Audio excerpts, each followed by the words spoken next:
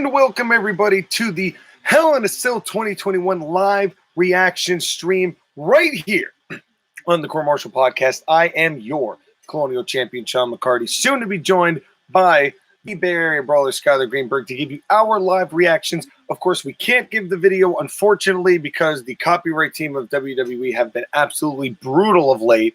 In fact, that we actually had to fight them recently in an actual context of getting one of our live streams actually uncopyright claimed, a match that we did actually end up winning, one of our match of the weeks. What you're hearing behind me is Natalya versus Mandy Rose on the pre-show, a match that I really don't care about. Couple notes here. There are going to be bathroom breaks where you're not going to see me, where Skylar probably is going to be talking. There's going to be times where you see me step out of frame to enjoy some delicious tomatoes that I would like to procure.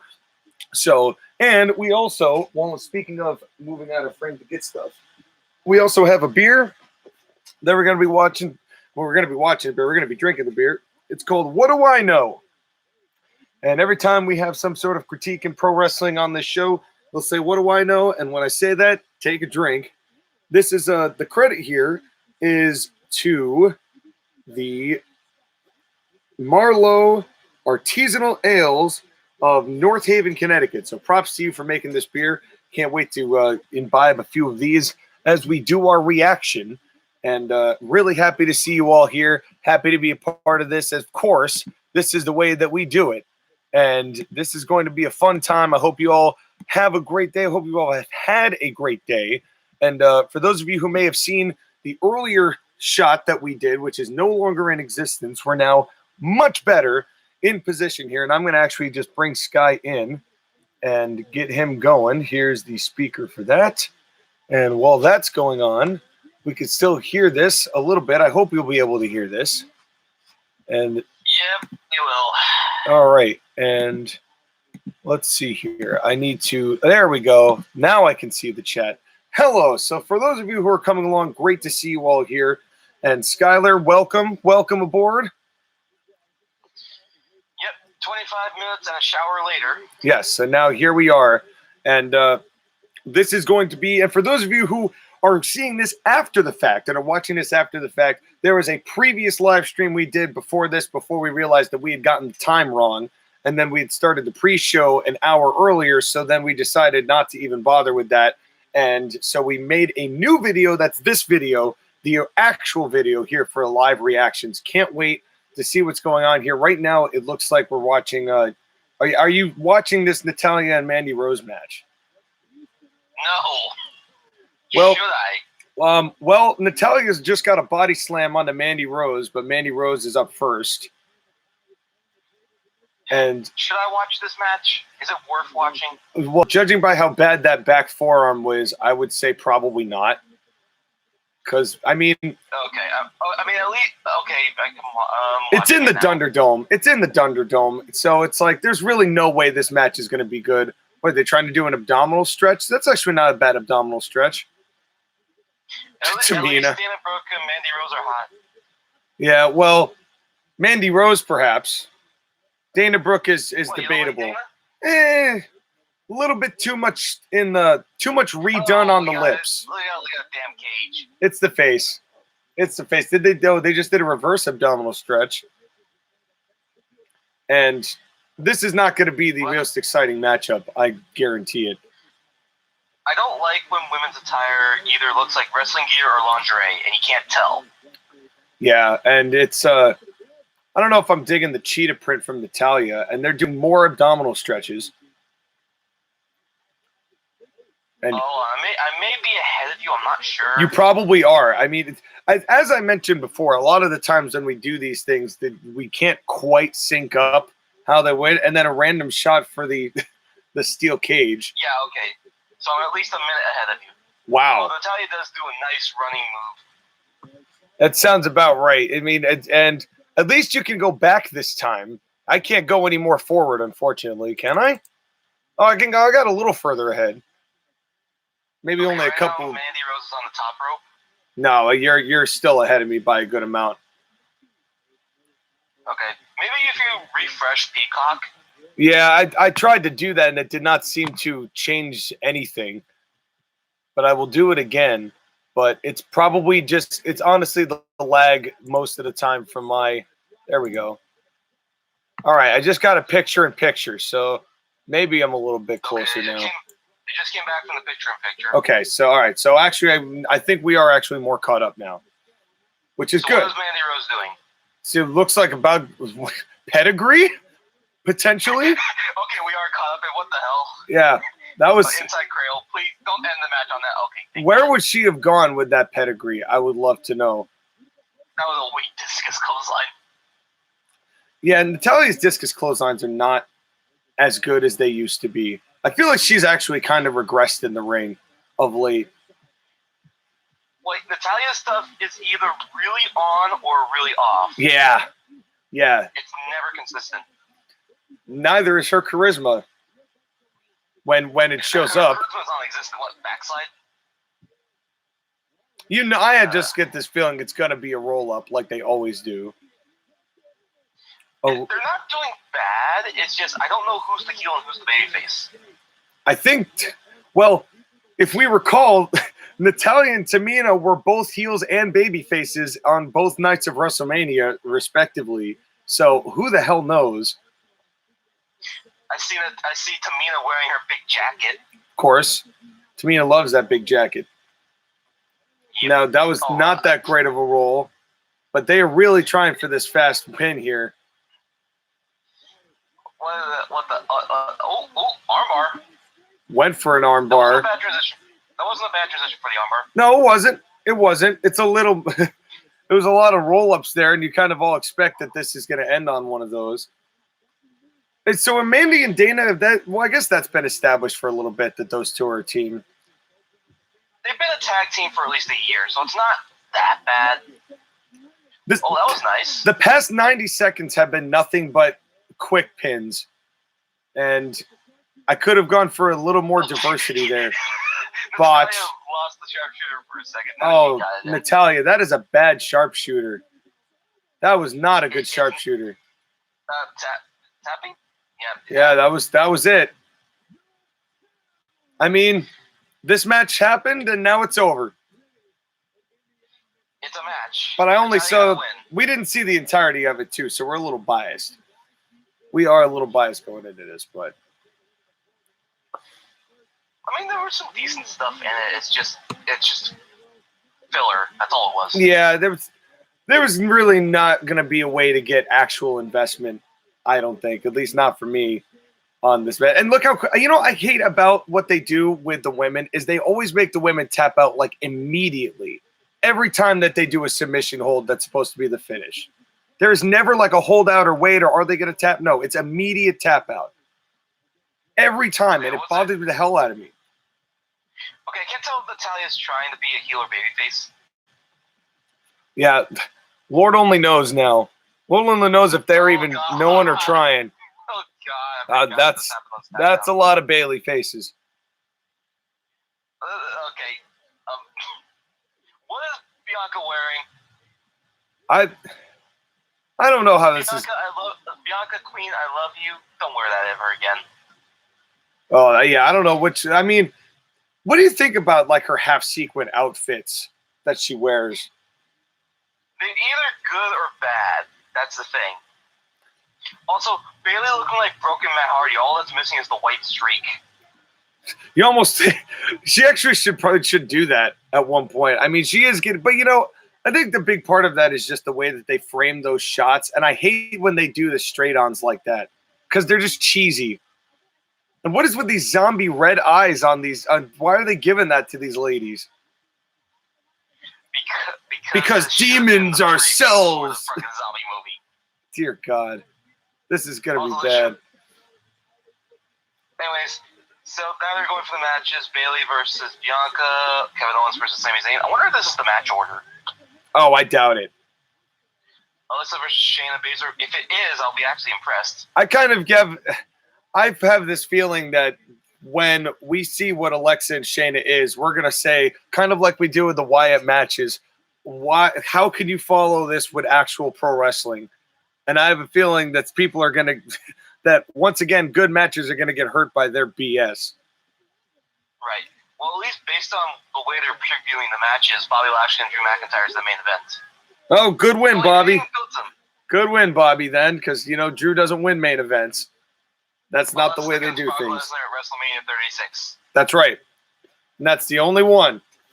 And no one was there. And there wasn't even a Dunderdome there. I mean, technically, he won the Elimination Chamber. He did. He did. Until they had that unscheduled match with The Miz and the cash-in and all that. Yep. The Miz was WWE champion this year, folks. That was a thing that they did. Why can't they just name the show Halloween Havoc or Armageddon? Well, because that doesn't make any sense now that it's in June. Which I still don't get why they did this in June. If they just called it Armageddon with Hell in a Cell, that'd be fine. Well, they need to just do away with all of the gimmick match as the name of the pay-per-views. There's only one name that actually makes that work, and that's Survival Games. Well, thank you, my man. You're welcome. You're welcome, because that's quality. This is a mixed bag. And now we're going to get the hype package here. WWE always does put on good hype packages, even though they just gutted half of the audience or half of the staff in their video department team. Oh, Bobby Lashley. As Eric Bischoff said, you've never seen more muscles than on this man. Look at all those muscles. Look at all those muscles. One thing I don't love is Bobby Lashley's spear. I don't know. I just don't like the way that he lands that. It's like there's something about. I know it's like one of his oldest moves, but I'm more of a fan of just of Roman's just altogether. Well, I mean that's just because Roman does the spear bear because that's his actual finisher. Right. Well, the spear used to be Bobby's finish back in the day. Actually, didn't Bobby win with a spear just recently in that triple threat match? At Backlash, I think he did. And then it was, I don't remember. I think it was a spear, and then Drew just watched Bobby pin. Oh God, who was the third man in that? Braun Strowman. Braun Strowman. Oh right, yeah. And where's he now? Oh right. Well, I think it was he didn't move the Drew McIntyre, and Drew McIntyre rolled out of the ring, and then he didn't move the Braun. And then I Strowman think he did a spear. I think it was a spear, and knocked him down. Yeah, and I think that was it because it was a pin. I don't think Braun was tapped out or made the pass out. Right, which again, I like Bobby Lashley when he has a secondary move that isn't the Hurt Lock. Not that the Hurt Lock isn't bad, but it's one thing to have. I find it very interesting that both world champions right now use the spear as one finisher and then a pass out style submission as the other. That's why I gave Bobby Lashley the choke slam. Yeah. Because nobody in wrestling uses it. Yeah, no, it really has kind of well, because who else could you give it to right now? Otis? Braun used to use it. Big, tall guy. Yeah, Braun used to use it. Baron Corbin? Oh, God. He already has an established finisher. Well, poor Baron Also, Corbin. I'm pretty sure that's what makes The Undertaker and Kane unique. Yeah. No, well, and even the Big Show, that was his thing for the longest time, too, was that choke slam. And yeah. Lance Hoyt used to do a choke slam. I don't know if he still does anymore. Okay, now they've gotten into territory that we have to ask. Drew McIntyre using a sword. Yeah, really? Is that really necessary to chop the table down? I don't know. You know, when the sword came out at the beginning, I was okay with it. But now it's just, like, a little over gimmicky. Because, like, I don't know. Just don't use the sword on anybody because you don't want to kill them. Yeah, no. Well, and then you... It just reminds me of that famous line. What was it? It was Gorilla Monsoon yelling at, like, who was he yelling at? It may have been, I can't remember the damn quote, but it was something about a gun. Can he use a gun? Can he shoot him?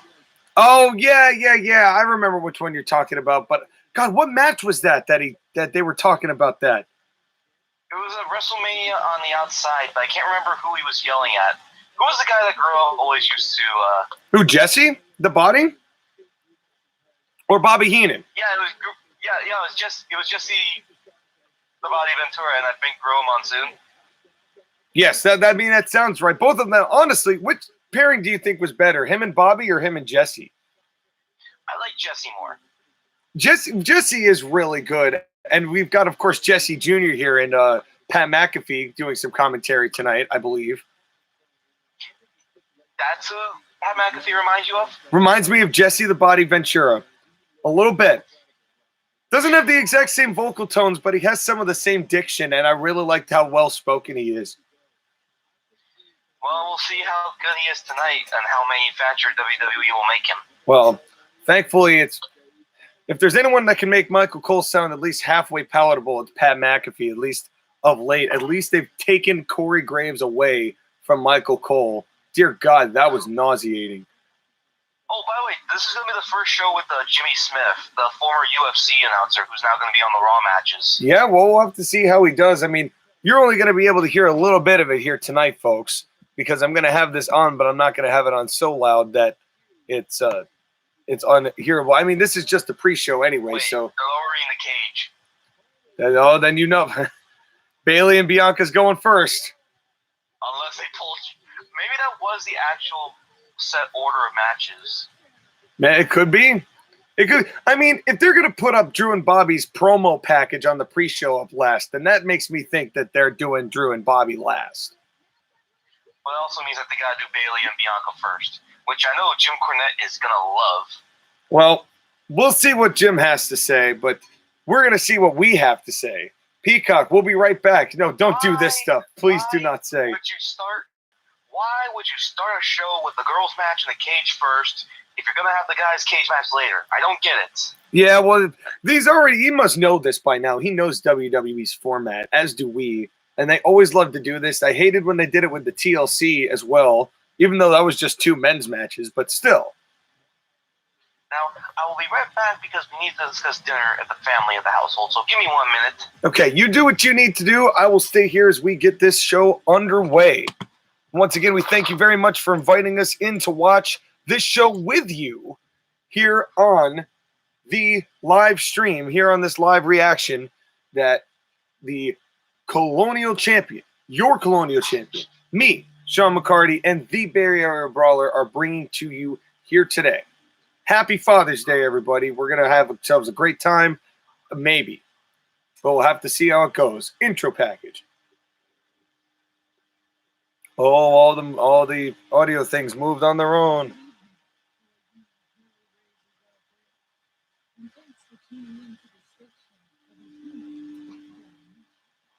What are we listening to here? No, I don't actually.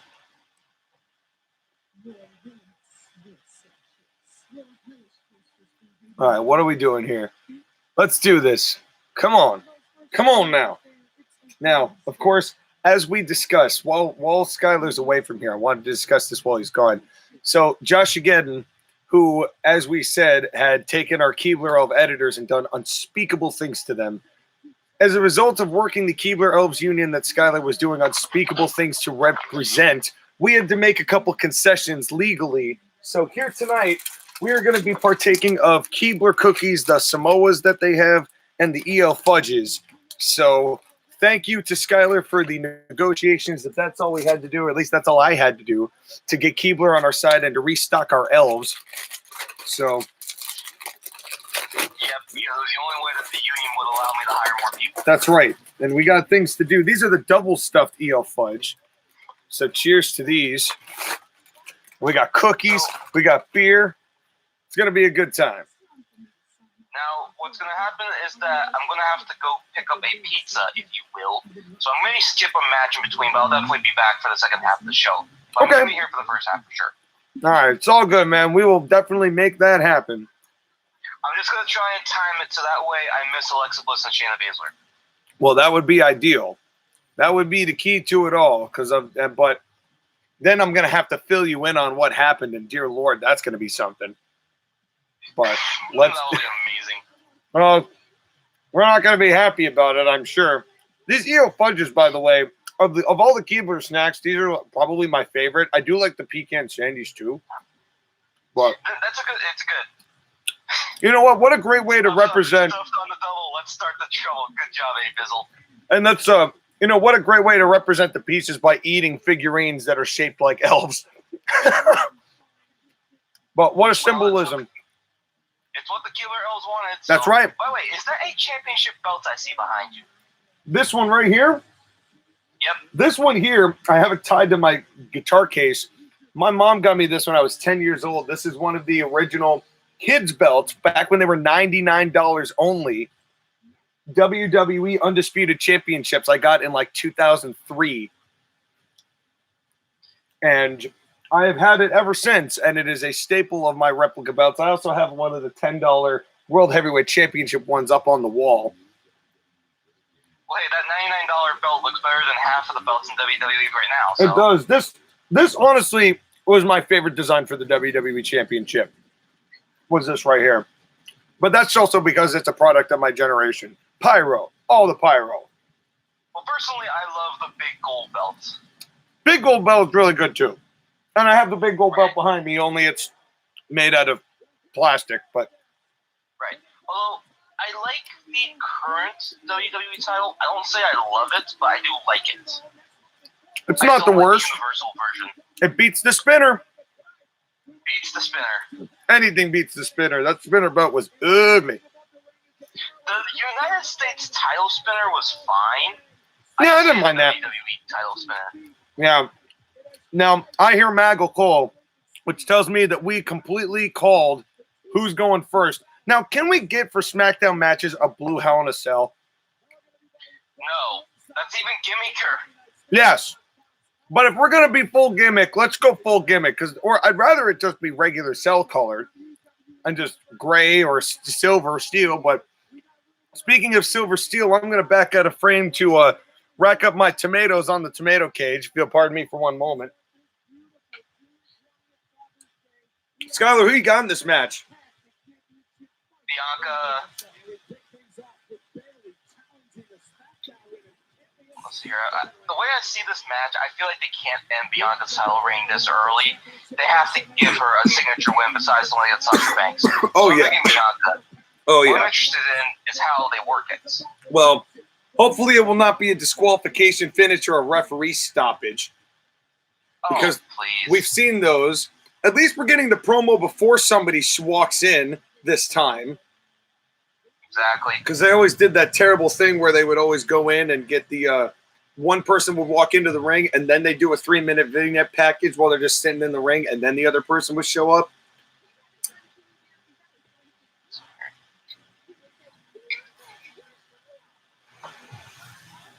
All right, we're back.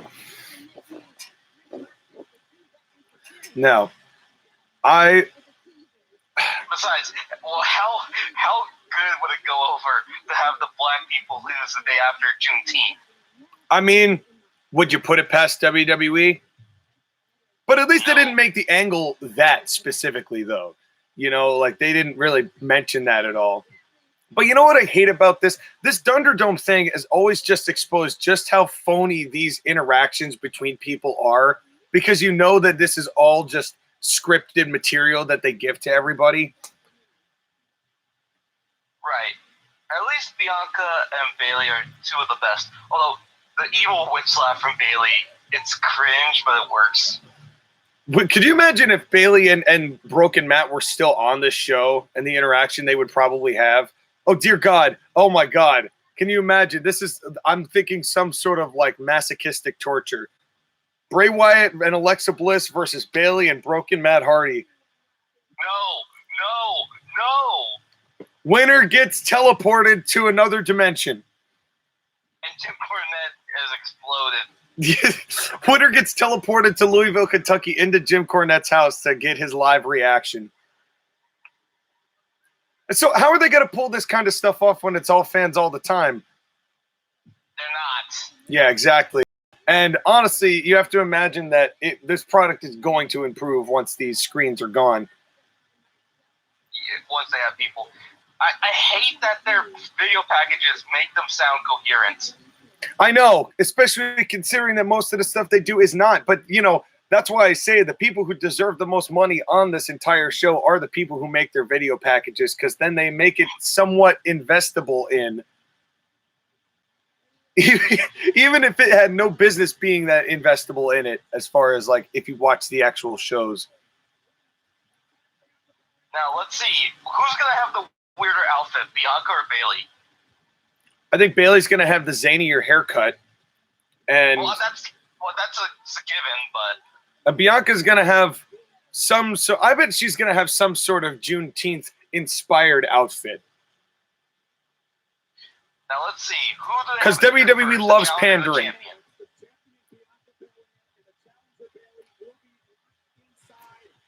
Honestly, though, this is probably the best spot for this match, all things considered. Because it'll probably be judged the least harsh going first. Because I know that I would judge this harsher later on. Separation is possible between this and the main event. Oh, they have Bailey coming out first. Here comes Bailey. I come from Bailey. Should have had some Baileys here tonight, but okay, Bailey wearing somewhat normal gear. Oh, she's got a. I do like that tribute to Foley vest because it's got a little bit of flannel on it. That's, I think, unless I'm just blind as a bat. Sorry, I can't hear you. I'm blind. She rocking the flannel. Hell yeah, I like that little homage, if you will. Underrated. Bailey's in good shape. And Pyro. I love that they give her Pyro all the time now. That is something I do give them credit for. Bailey, who is a tremendous heel worker. This is going to be good. This is going to be good. I think this is going to be arguably better than her versus Sasha Banks. Well, yeah, because Bianca is the better athlete than Sasha. As much as I love Sasha, she is not the athlete Bianca is. No. And honestly, I don't know how much I really love Sasha's work as much as I used to. I think that she's gone a lot into the let's do a lot of moves instead of the let's tell the story. And she used to be better at that than she's been of late. And that's mostly not her fault because, you know, WWE. But here she comes. Bianca Belair. Are we getting a drone shot? Oh, Bianca in the all white. Okay. I can dig this. This is actually pretty toned down for Bianca. You know what's amazing? Bianca Belair gets pushed to the Women's Championship scene, and we see very little of the Street Profits ever again. And dear Lord, am I happy. They're just on SmackDown to get destroyed by Otis and Chad Gable. Oh, that makes me happy. Thank God that that's over. Otis's haircut sucks. Bad. Well, his hair is the same. His beard is not. Wait, what? What are they doing to the... Yeah, I just saw that. I don't know what that is. Are they doing like graphic kisses onto the... What the hell is that? God damn it. What Kevin the... Dunn. I love you. Kevin Dunn says, I love this ring. Bailey's like, Okay. what? We couldn't get that bullshit. That's... We couldn't get Wow. one match for that bullshit. We're not 5 minutes into this show, and we have already made sure that this Hell in a Cell is as phony as possible. WWE, ladies and gentlemen. Yeah. WWE in 2021. This is pretty much what we expected, though. Is it not, Sky? Yeah. So what crazy spot are they going to do in this match? Well... I don't know if they're going to do crazy spots. I would like to see actually fewer spots and more actually like them wrestling each other. And I know that that's not what we're going to get, but the crazy spots for the main event. yeah. You think we can get a collar and elbow tie up here to start this matchup?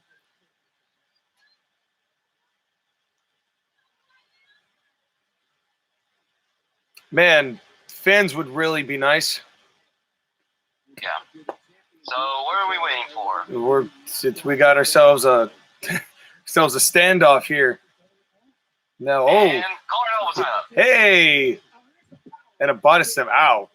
Bailey definitely did not take that as flat as she probably would have liked. At least not the first The second one. one was better. Second one was better. Fine. Second one was better. Yep. It wasn't a bad bump. It was just a little bit on her side. Yeah. But no, she looked fine. It didn't look like it hurt that much. Bailey getting some marriage, having to regroup. This is where the fans would cheer Bianca if there were any. Wait, hold on. Someone said that her and Seth Rollins have nearly the same character. Oh, her and Bailey? maybe the same dresser.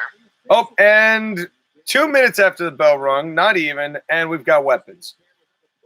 That didn't last long.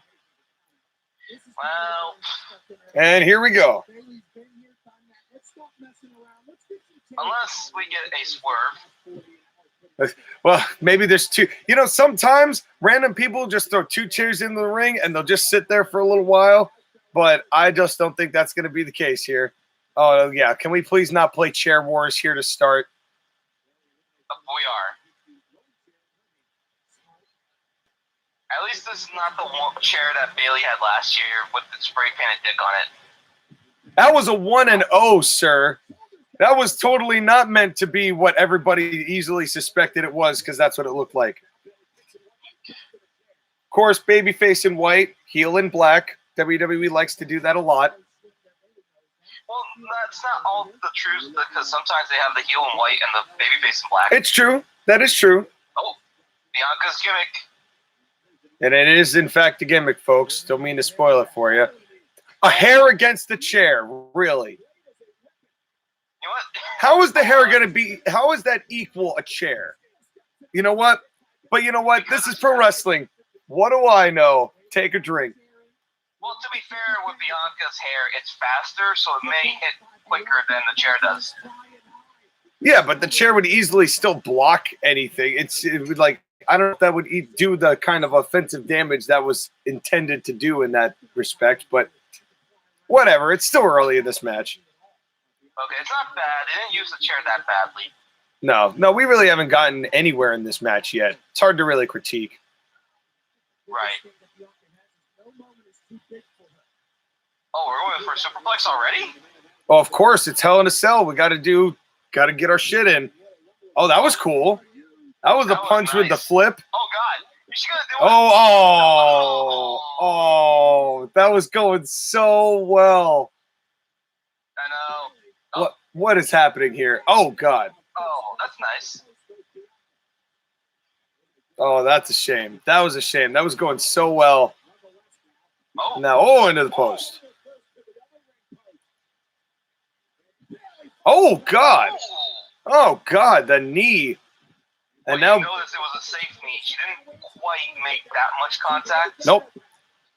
That's why Bailey's one of the safest workers. You don't hear people getting injured by Bailey. No, you could tell that Bailey is a natural at this just because of how like dedicated she is as a fan as well, like from her upbringing.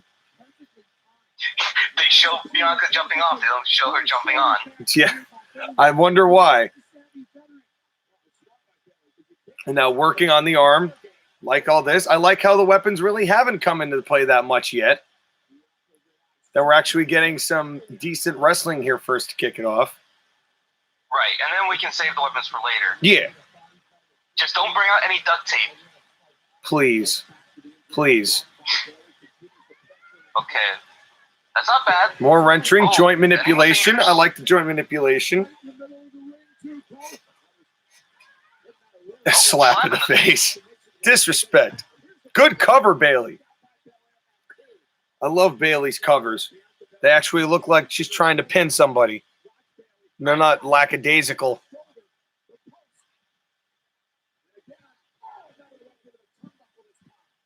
Okay, so Story is working on Bianca's left shoulder and left arm. Yeah, and she's killing it right now. Now, question: why do wrestlers work on the left shoulder and left arm?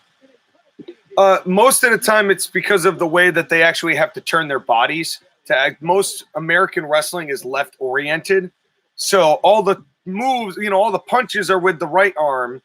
But when they go to turn around, like if they're doing like a shoot-off and like a drop-down and something like that, where they do like a leapfrog, every time they turn to the left. So it's part of the orientation system that they have to keep the match, in step with each other.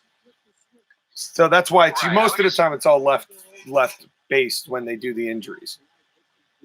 I would just figure that because most people are right-handed, you would go for the right arm. Well, it'd be really nice to have that varied every once in a while, just because it's always kind of predictable that it's going to be the left no matter what. Because it's been that way. Right. That's a WWE format thing very much from what, because a lot of these little subtle things a lot of these are WWE style that they've integrated in and now have become like the accepted standard. Bailey yelling at Michael Cole still. Oh. And now I do like the stepping on the hair.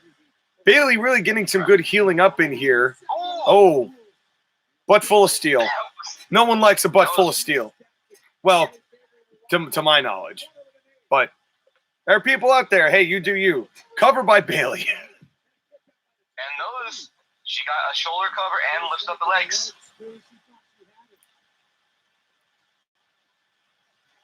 And I'm really liking how minimized the weapons are in this match so far. That this is much more of just a wrestling match that is going to have the cage come into play here maybe once in a while, but nothing too crazy, at least so far. Oh, tying the hair.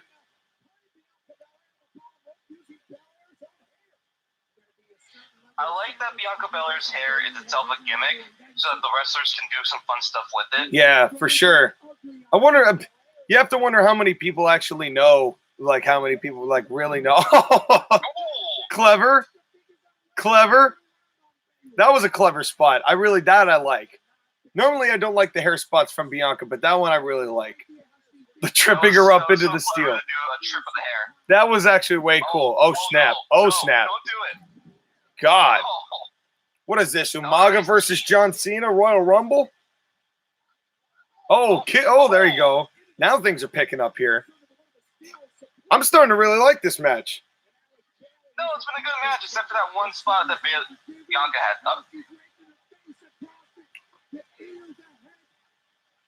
Oh, now Bailey. Oh, God, biting the arm. There we go. Now that's some good stuff. That's not illegal, but it's definitely a heel move. Yeah, there's nothing illegal in these matches, Sky.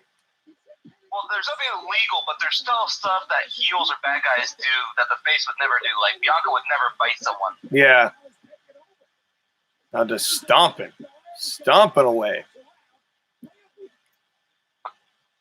And now, I always love Bianca selling where it looks like she's about to cry because she does that really well. Yeah. Bianca is quite good at selling. She's either overconfidence or crying. Yeah. Yeah. What do we have here? Oh, it's what we always have in Hell in a Cell matches now.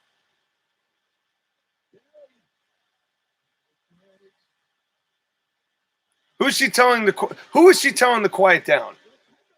The fans? The fans? She pointed specifically at Michael Cole and said quiet.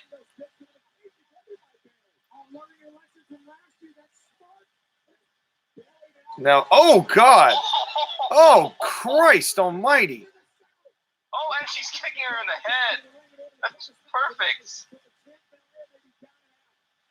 Man, this match has really been fun. Damn, that's quite a sunset flip bomb into that cell. That was a good spot too. By the way, I like Pat McAfee referring to last year with the issue with the kendo sticks yeah. that Bailey had. Yeah. Learning her lesson. Okay, Bianca's selling is perfect. She's doing a pretty good job here. Oh, here comes another one. Oh, pre-taped. Oh, God damn it. No. God damn what?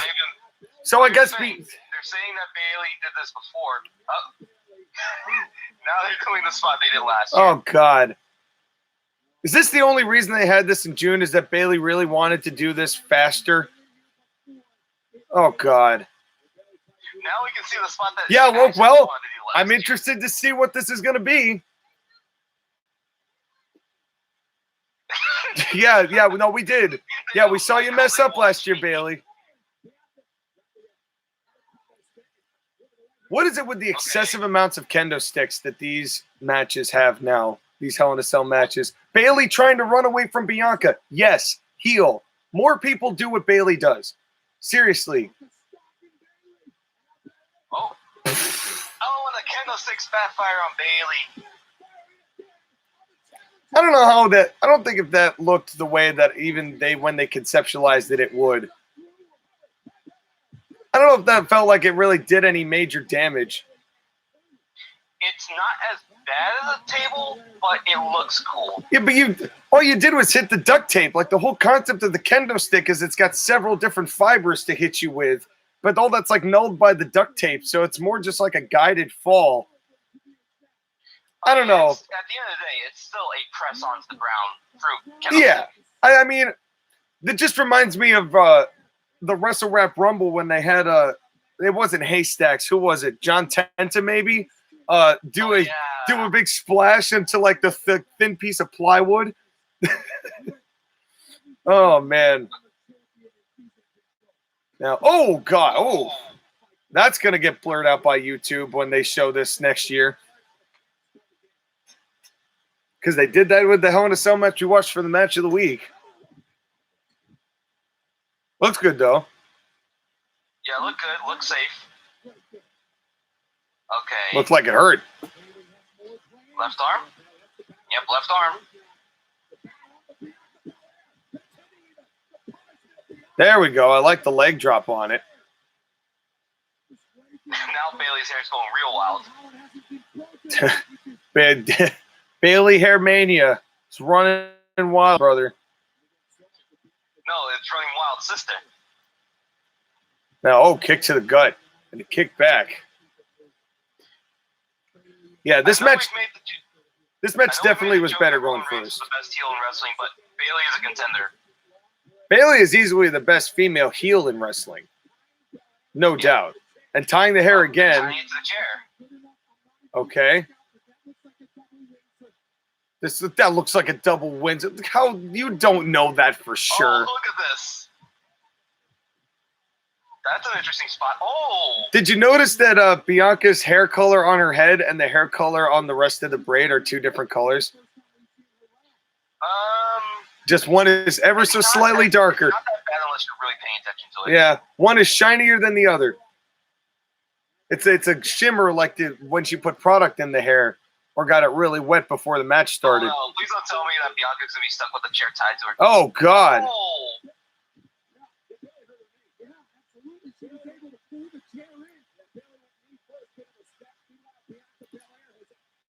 Now, chop block. Chop block. Like a good old-fashioned chop block. And now she's okay. What are they going to do? I feel like this could just backfire so badly from Bianca. I feel like this would still kind of hurt, even though if your hair was that long. Well, the idea is that the hair is so long that you can't feel it, and it's hard. Oh. Now just laying it into Bailey. What I like about this is that it forces Bailey to be stuck because Bailey tried to run away. Now she can't run away. Yeah. No, absolutely. At least this makes sense in the context of the story they're going for. Yep. I'm glad this match went first because I know that I would not have liked it later on. But so far, I'm actually really enjoying this opening matchup. They've had a couple of hiccups, but it's been a good match so far. Yeah, I mean, for what it's worth. Now, let's see. What are they going to do next? And Bailey begging to be let out. Man, this would have been great with fans. Fans would have made this matchup that much better. Oh, God. Oh, God.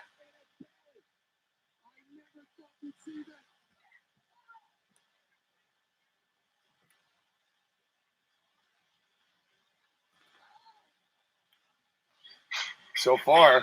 You like to laugh at this? Bam. Yeah. Oh, God, that boot. Putting her right into the cage. I like that the ladies have the aggression. They both are acting like they hate each other. They've been laying it in. Oh, do we really need a ladder at this point? Do we really need a ladder at this point? Save something for Drew and Bobby, will you? Well, we'll see what they don't do. Well, they brought it into the ring. Quick time.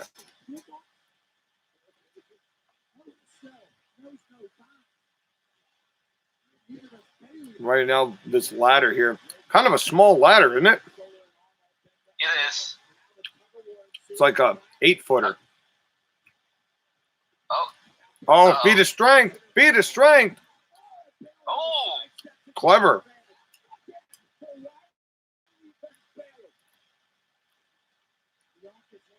I will say I am really enjoying how they've put together this match. And it doesn't feel like it's too much either, because like everything, there is some time to sell and register from both of these ladies. It's not full on going balls to the wall. They're Right. getting time to sell, but they're not staying on one thing for too long. Right. Yeah, usually WWE matches feel very milked for time. This doesn't. This has had a really good pace. Oh no.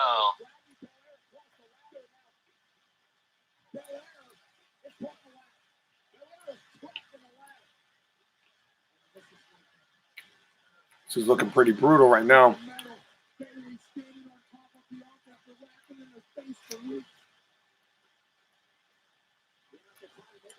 Let's see what's she gonna do.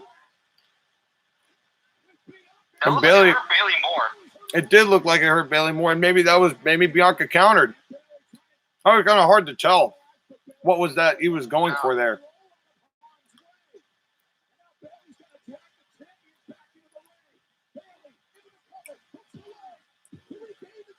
Yeah, I'm very confused as to who was supposed to come out on top of that situation.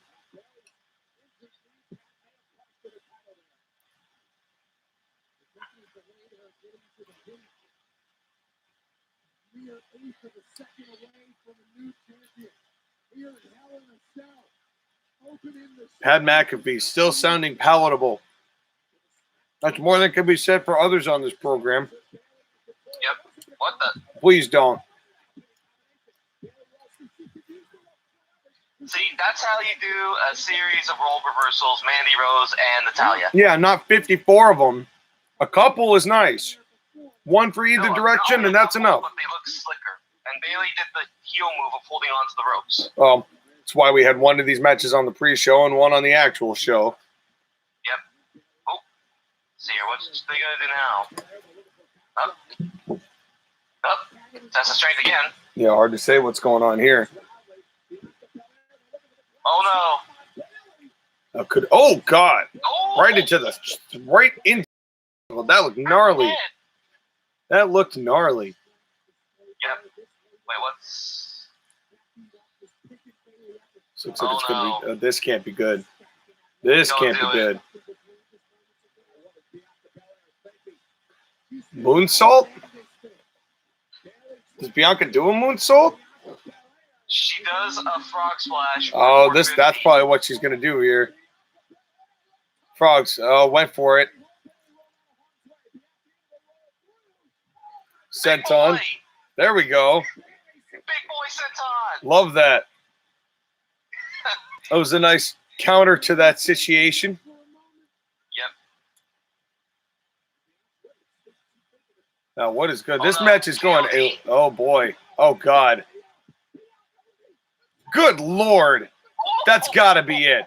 That's got to be it. Cannot have her kick out of that. That was amazing. That was great. That was quite good. That was good. I will say, say what you want about this cell match going on before another cell match that's going to end the show, but there was no better place to put this match than right here. This was actually quite good. I enjoyed this. That was a very solid match. They did have some clunky parts, but it was still good. Of course, but it was paced very well. They did a lot, but they didn't do it. They let everything register. And you could see the selling. They gave time for selling, but it wasn't too much where it felt milked for time. Good job, ladies. Good job. By the way, if you know this, one finisher. That's all it takes.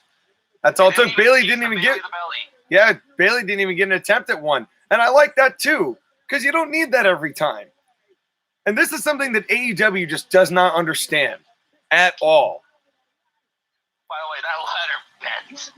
Yeah, no, that spot went beautifully. That was what the spot with Charlotte and Sasha should have been with that table.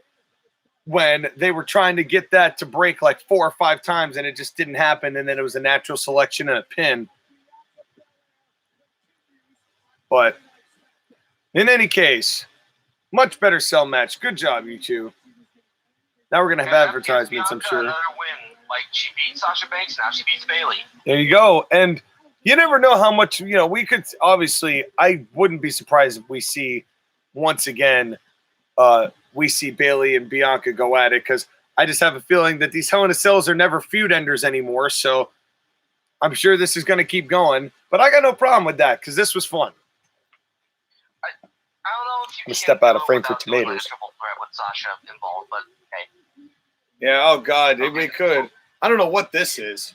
And I'm mute. Yeah. Not even gonna. Yeah, I don't even know what this is. Who on DraftKings? That's not even legal in my state. Can't even do anything in my state about that because they put a pretty much laid the hammer down ban on it. By the way, do you know about the controversy involving DraftKings? Which one? Apparently, they're involved with black market gambling, money laundering, and the mob. That sounds about right. DraftKings, FanDuel, that whole thing. I mean, I'm not surprised that WWE's got a partnership with somebody like that. Are you? Nope. Okay, now the Miz is here. Nikki Bella. Hall of Famer Nikki Bella. Stephanie McMahon. What are they talking about? Vaccination promo. Okay, you want to get Nikki Bella as the person to get your vaccine? I'm amazed that Bradshaw agreed to stand up and make a comment on this. Oh God, they're showing old Miz. That's okay. Stephanie McMahon. McMahon's jean jacket. I'm more upset with like the bad eyeshadow she was wearing. God damn it. Well, that was the least bulging out of his face his eyeballs have ever been. Yeah, because he wasn't wrestling. Yeah, because that's all he ever does is big bulging eyebrows and eyeballs. He's got big bulging eyebrows. In Vegas at the Raiders Stadium. That's right. SummerSlam. I don't live that far away from the Raiders Stadium, so maybe. Nah. Oh, that'd be fun, Sky. You can give us your live reaction here. Oh, we got a promo from Bianca, it looks like. With the non-Renee Young, Renee Young.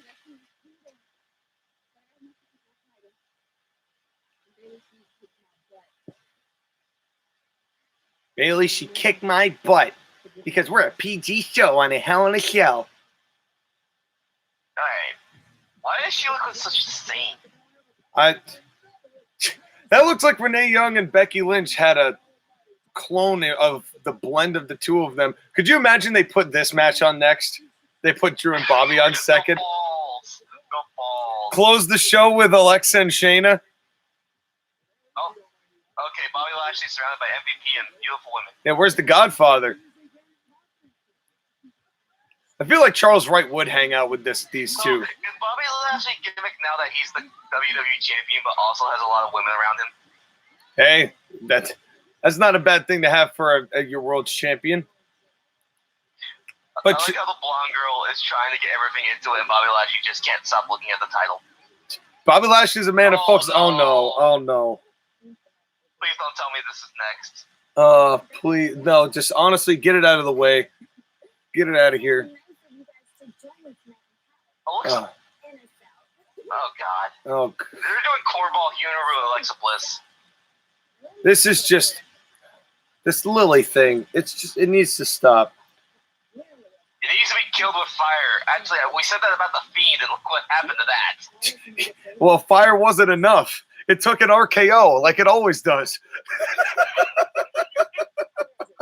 I still think that's one of my favorite things was Joshua reading my notes about the match and then you just dying of laughter at the ridiculousness of that.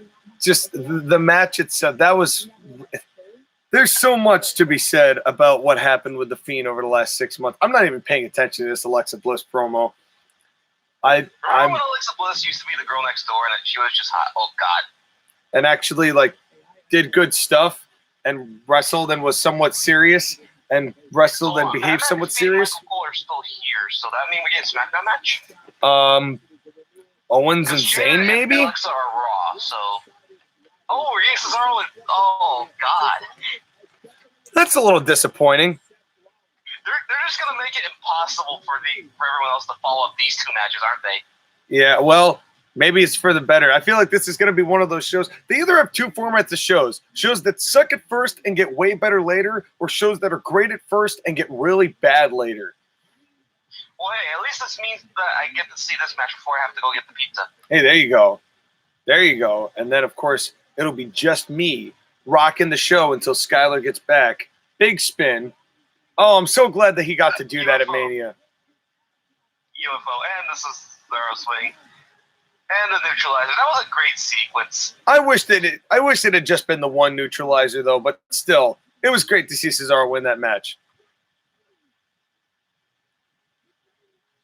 And Cesaro, man, I think that there is a possibility of him getting a world title match. I'd love to see him actually win the belt at some point. Maybe SummerSlam, because they're going to have fans back.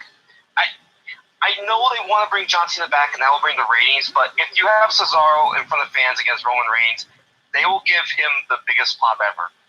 No, you know what they're going to do? They're going to turn Cesaro heel to feud with John Cena so he can lose to John Cena, because they think that that's such a big promotion for Cesaro, because that's their thinking. They're going to have Cesaro win the title at the next pay-per-view, then drop it to Cena before Cena battles Roman Reigns.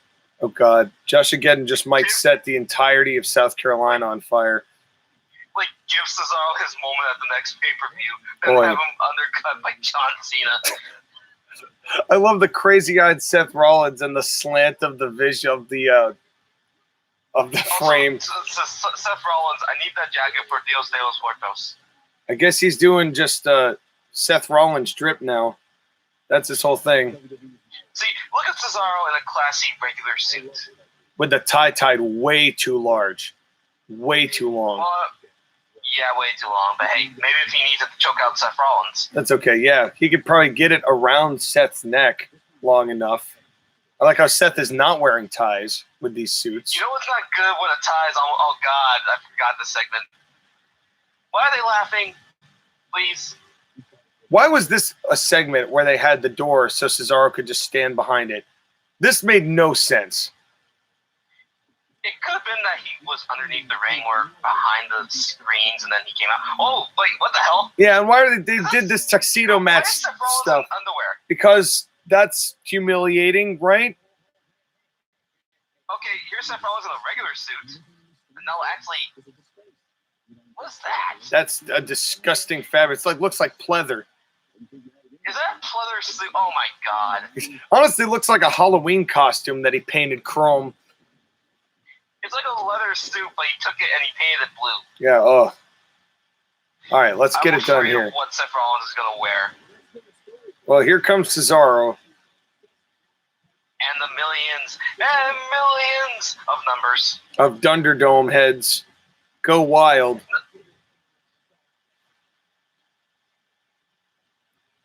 Okay. Hell yeah.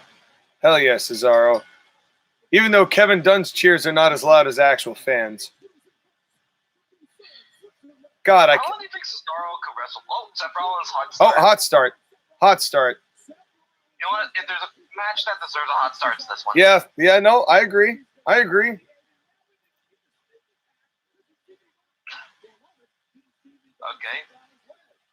Maybe we don't get a regular match. Well, maybe we do, maybe we don't. Well, we're going to have a bell ring at least. Lady, I don't think you're going to rip off the jacket. Come on, Jess. Come on, Jess. Relax. Now, collar and elbow tie up.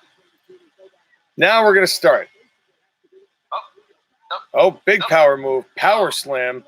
Could you imagine if Cesaro just squashed Seth right here? That'd be amazing. At least the bell rang. At least the bell rang. So we're not going to get just the matches thrown out finish. Yeah, we're not going to have the AEW thing, and I don't know if you know this, but they do a hot start, they do a brawl outside the ring, and then they start the match after 3 or 4 minutes. Yep, every match. No. What they do now is they do the brawls before the matches, and then they ring the bell, so they don't have people questioning why they're outside the ring for 10 seconds. Right. Yes, we saw that a couple times in their most recent pay-per-view. Okay, Cesaro, what's he going to do? Big boot. Big boot.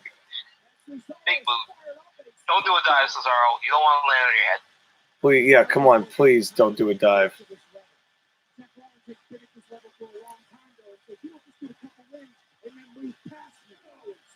It's interesting that they're going with the SmackDown matches first.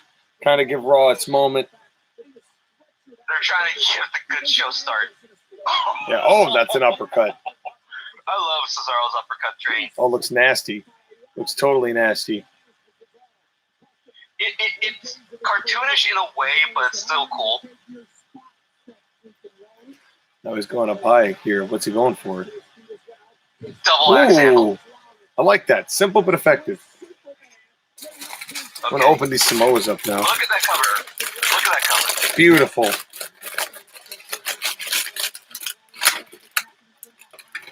Let it be known these are smaller than Samoas.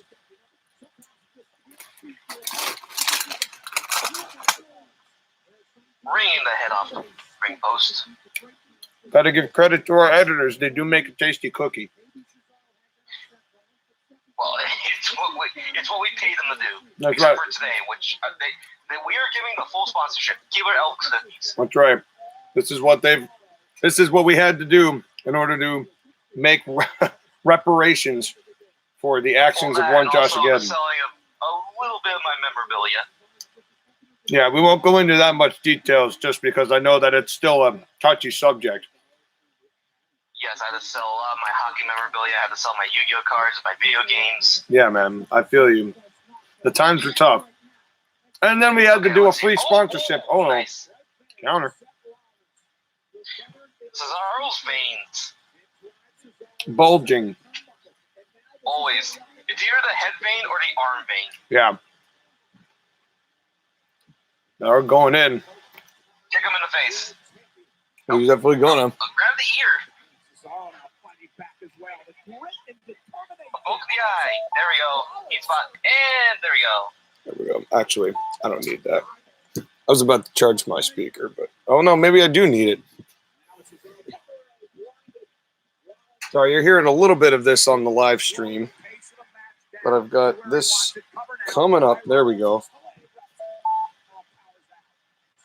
And that should be fine. Just coming from another direction, but I'm sure you'll be able to hear some of it. What the random strobing lights? Kevin Dunn. Oh, they don't care at this God point. damn it. I want the Thunderdome to What be the gone hell, so Dunn? bad. Thank you. That was not necessary. Oh, wait, did you notice that it went from one shot to a really quick shot the second? Yeah, it did. I hope God. they're doing the show A live. lot of camera cuts. Lots of camera cuts. I really hope they're doing the show live and not pre-taped. Well, I don't see the words live on the screen like I normally do. So I wouldn't put it past them. But then again, you'd think if there was a pre-tape, they would have edited some of those headshots out. Maybe. Okay.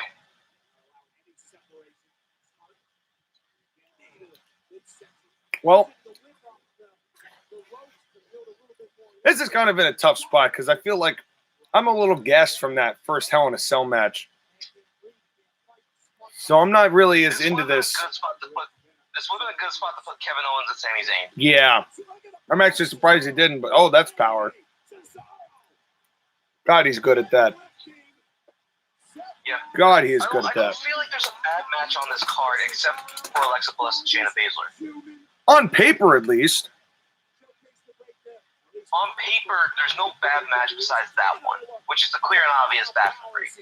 God, I always love watching feats of strength like deadlifts. And Cesaro's are so eased. So smooth. Oh. Remember when Cesaro debuted the swing against, of all people, Santino Marella? Yeah, how long was it into his thing when he did Khali? Like a couple months, right? I don't remember. I can't remember either. But I always feel like... Okay, hold on. So here, What's he gonna do? Rollins trying to grab Cesaro's back of the head like he was trying to grab hair, but there was no hair. So yeah. Now Seth going for the tag. That's a tactical advantage. That's right. Here we go. Cover. Not the best cover. No. Seth's covers are... Grab the leg, but he could have grabbed the arm too. Yeah. Seth's covers are always like 50-50 most of the time. Right, unless it's a lackadaisical pin, which he'll sometimes do, but Yeah. Seth's looking like full CrossFit Jesus tonight. Well, Seth obviously stays in shape. It's actually, for as long as he's been wrestling, it's amazing how good a shape he's in. But Cesaro also looking just as much in shape. Yep. But no, I mean the hair. Look at that beautiful flow. Oh, of course. I do kind of miss the timeline. This feud is about hair. I do kind of. It was over a Japanese shampoo commercial. No, just raking the eye. Big rake of the eye. Going back to that eye that he poked out earlier. Oh, too bad this isn't an eye for an eye match. Seth obviously has some experience with that. Oh, please. Yeah, it happened. Oh. That's probably why Rey Mysterio lost that Hell in a Cell match last time. His prosthetic kept popping out.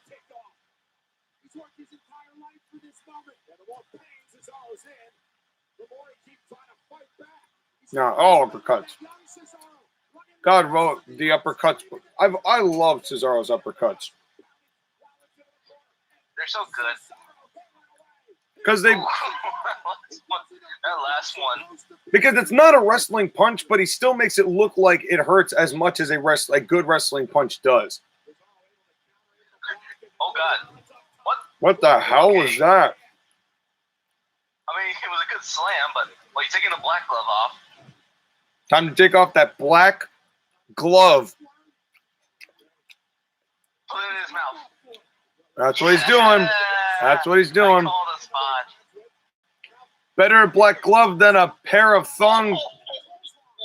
Rather that than a Michael Nakazawa thong. Beautiful cover by Rollins. Or by Cesaro. I can't believe I called the spot with the glove. I'm not surprised. That's usually what they do. Cool. No, it definitely worked. Definitely worked. Now get rid of that glove because it's had Seth Rollins' mouth in it and it's kind of gross. No, what are you gonna do? No, why would you put that on, Cesaro? Throw it away. Throw it away. Smart. Smart. That would have got a pop. Smart. Also, imagine if fans were in the crowd, they'd be cheering that so much. Yeah, no, absolutely. That would be Cesaro beach ball level. And what? That was a bad kick. He's going for a discus though. Going for the here we go, another power slam.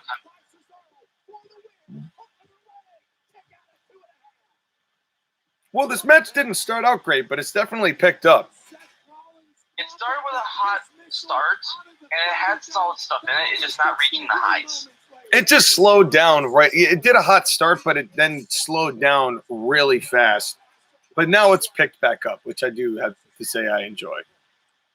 But that's the hard part about hot start matches, is that you have to keep up that tempo, or you gotta have a short match. Yeah, for sure. For sure. I feel like Seth Rollins is gonna win by cheating. Well, that would be the way to do it. Went for neutralizer.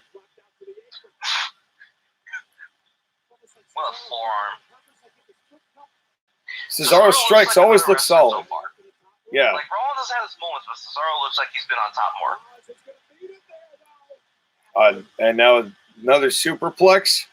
Oh, we're going to do the superplex and then some, right? The Falcon Arrow on top of that. That's what he's going for. Headbutt. Ooh, headbutt. Big headbutt. Cesaro's going to go for a spinning European uppercut. No, nope. Crossbody, counter, cover. And that took a long time. That took a long time to get to that position for the cover. Yeah. Well, the referee the cover was fine, Pele. the referee was in a bad position. Ooh.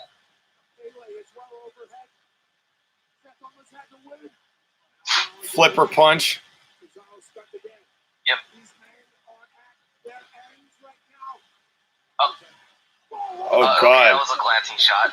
That wasn't as good as the one that he gave at Mania. That looked like it nearly decapitated him. Yeah.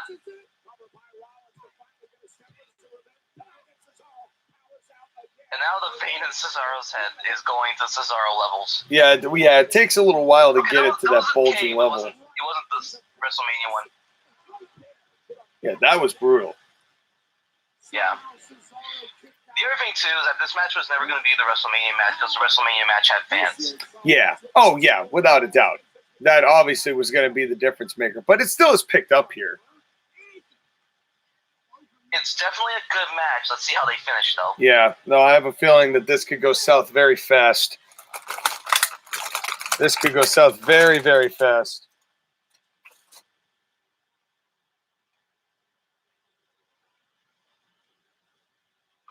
All right. Okay. What's gonna happen here? Now this is WWE milking for time a little bit.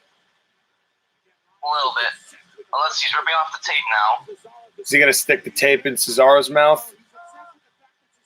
He's doing an armbar. Oh, Fujwaga. Is that the salt of the earth? Yes it is.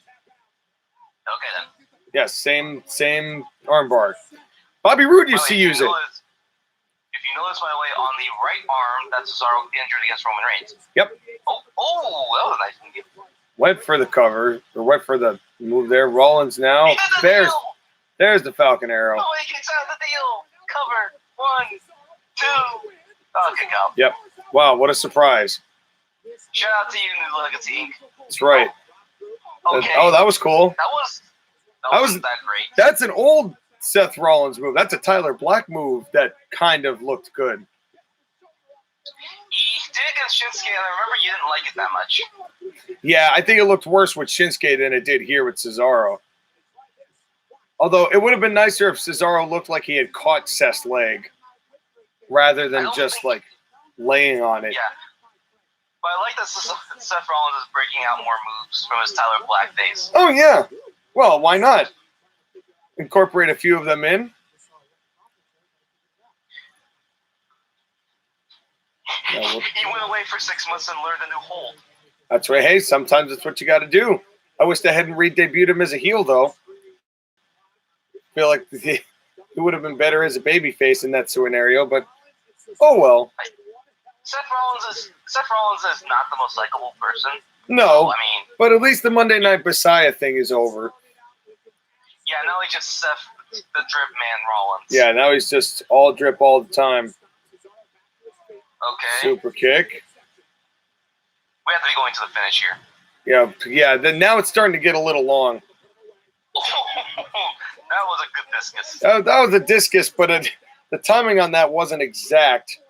But it was better than Natty's discus. Yes, and I will say look that. At that vein. Yeah, now you know we're at the finish. When the vein is at full capacity, that's when you know we're getting close to the finish. I feel like this match is good, but it could have ended a couple minutes ago. Yeah, it's going long now. I mean, it's still good. Like, it's not going too bad. Let's just get to the finish in the next, 3 or 4 minutes. Yeah. I think we'll be fine. Yeah, I'm losing interest here a little bit. Unless I break out something really cool. Oh, here we go. Okay, let's see how many they do. 1, 2, 3, 4, 5, 10, 12, 15, 48, 49, 170, 171, 172, 294, 295, 6, 7 and a half. And now another sharpshooter. Doing better than Natalia. Jesus. There we go. How about That's Seth? How about Seth Rollins and Bayley versus Cesaro and Natalia? Battle of the same gimmicks. Only Cesaro does it way better. No. Oh, what's this? Switching to a crossface. What? Crossface. Oh, STF. He's calling out John Cena. That's a crossface though. It's not an STF. Oh, yeah, no, you're right. It is a crossface. Unless what? Don't go by the pin. Oh, thank God. Scared me there for a second. Back to Another sharpshooter. Dude, can you make Seth tap out? Tap out. Tap out. That'd be great. The octopus. The octopus. The octopus. The octopus. Oh, what's this? Tap out. What are we doing? What are we doing here? Ow. Why? That's Damn. It's just getting brutal now. Damn. Is it? Oh, Carver, don't do it. Don't do it. Oh.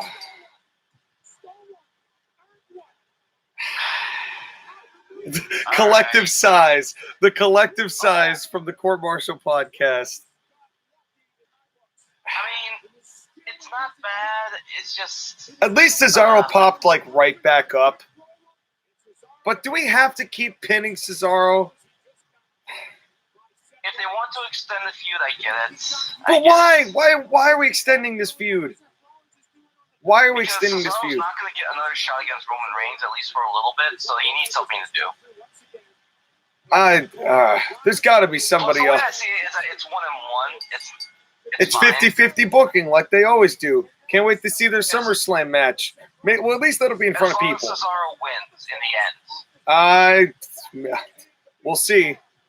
We shall see. Because here's the thing that they're doing is that they're talking about John Cena against Roman Reigns, right? Mm-hmm. I feel like that means that Cesaro, because he's not going to get a shot against Roman Reigns again, at least not for a little bit. Yeah. Maybe if they keep up the Cesaro push later on. What if Cesaro beats Bobby Lashley? What if they do the whole trade with Drew and Cesaro make a swap? That never will happen. They would. I don't think. Honestly, I don't think the match would be as good as one would really think. To tell you the truth. No, their styles don't work with each other. Yeah, it would definitely clash. Oh, they're back this summer. Good. Get more people in. Coming home. Don't give me that bullshit. Yeah, coming home to everywhere. Cleveland, Ohio, Kansas City. You know what? Minneapolis. WWE, I don't think you understand what the concept of home is. Home is not touring the entire country. Milwaukee, Detroit, Chicago, Tampa, Fort Myers, Gainesville, Florida, Orlando. I like how they added Gainesville. All right. So it's time for me to go get the pizza, so I will be back. All right, Sky. We will see you when you get back. All right, and now it's going to be back. It's going to be just me here for a little bit, and that's how we're going to get things done. And that's now where we're at. And if you'll excuse me for one moment, for those of you who are still hanging around with us here on our CMP live reaction to Hell in a Cell 2021. We are in the middle of doing it, watching it right here. I am your Colonial Champion, Sean McCarty. If you're just joining us, Skyler, the Bay Area brawler Greenberg, has just gone off to feed his family. And I'm going to step out of frame to imbibe a little bit of tomatoes, and then I'm going to pop open another beer. We are 2 matches in on our Hell in a Cell show. And right now, just as a little description of what's going on, and I'm actually going to do a little change here. I'm going to lower this, and I'm going to switch chairs because this stool is really messing with me. So I'm going to do this, and we're going to pop that where it comes here, and we're going to just swap how we look at this because this stool is kind of messing with me now, so I'm bringing in the office chair. And we're going to be watching up here, but at least this gives us a little bit better a vantage point. And where did I put the mouse? Here, and the mouse that controls the PC. Not that I really need it at this moment, but it's somewhere. I'll find it. But I'm still going to step out of frame for the tomato shop. But I do want to come down here. This is actually much better for me because this chair is just a little bit more comfortable. Oh, here's the mouse. Excellent. And now we're back to the panel. I'm going to just mute this because I really don't need to hear the panel. I'm going to at least lower it a little bit because we're getting analysis on a show that we really ought not need analysis for. So excuse me, I'm going to take a little move outside. And while we're waiting for the next match to go on, please enjoy this interlude that I'm going to put in. And the interlude is going to be some music that I myself have created. And let's switch it over here. And this is from White Nux. If you're ever looking at this, White, W-H-I-T-E, Nux, K-N-U-X, is the name of the profile. You can find it on Spotify. You can find it on SoundCloud. You can find it on YouTube as well. So please check it out. You'll see a lot of fun stuff. I've done a lot of different EPs and albums. One coming out in October if all is going well. Let's see what I'm going to add here. Let's go to here, because it is a Sunday night. Let's pop that in. And we'll do this. And enjoy as I take care of some business. Give a shout out to everyone. Absolutely everyone. This is a Friday night. It's not Friday night, it's a Sunday night. Here we go. White Nux and baby. Oh yeah.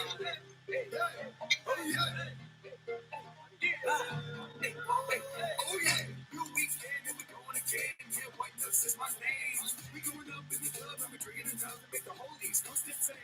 Pulling out like a rave and the alcohol crane when it be a night hit the stage. I'm going to keep an eye out as well for when this show gets back going. And I think what we're getting the vignette for Shayna and Alexa, so that's coming up next. And I really am going to have some tomatoes here to make this halfway palatable.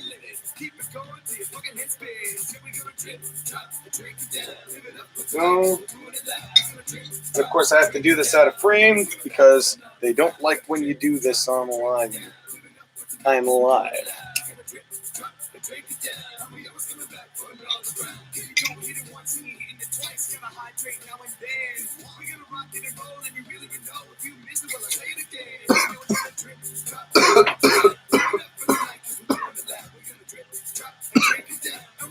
All right, we're back. And I really don't need to see the context of this because I really am not going to enjoy whatever this is. I know I'm not going to enjoy whatever this is. It's not going to be fun. It's going to be just unfun. And this is going to be something that's going to be not entertaining whatsoever. And I'm sure this is going to be something that we are not going to want to even bother with paying attention to. But unfortunately, that's why we're here. So we're going to actually take a peek. But they're still doing this vignette here. But this is why we're taking this. This is like our little interlude. This is match 3 of 6 on the card here tonight. And this is going to be, hopefully this match will be quick. Because I really do not want this to go to 11:30 at night. That would suck. That would honestly suck. I think it's probably going to go to, it's got to be going to at least 10:30. But like, I really wish they didn't start this at 8.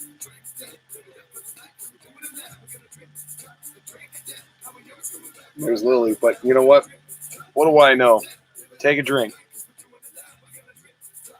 And I love this wise-ass Fox, this lager. This beer is actually not bad, by the way, for those of you who are aficionados or are curious as to what this tastes like, who in the know or want to know what I know about beer. But this, not only is the artwork really good, but it's honestly got a pretty full taste for a lager. But it's got a little bitterness. It's almost got a little IPA bite as well, so it's a nice little mix in between. But so I would recommend this if you are in the liking. And oh, here we go. All right. As much as I would put a B in thing, I think we got to get back in here. It's now. All right. Here we are. Can you explain in your own words? So please make ones that are not in the English language.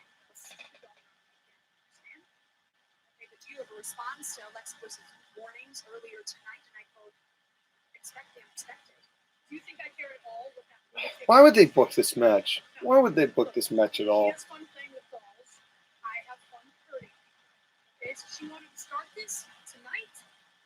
Why is Reginald a thing? Can someone explain to me why Reginald is a thing?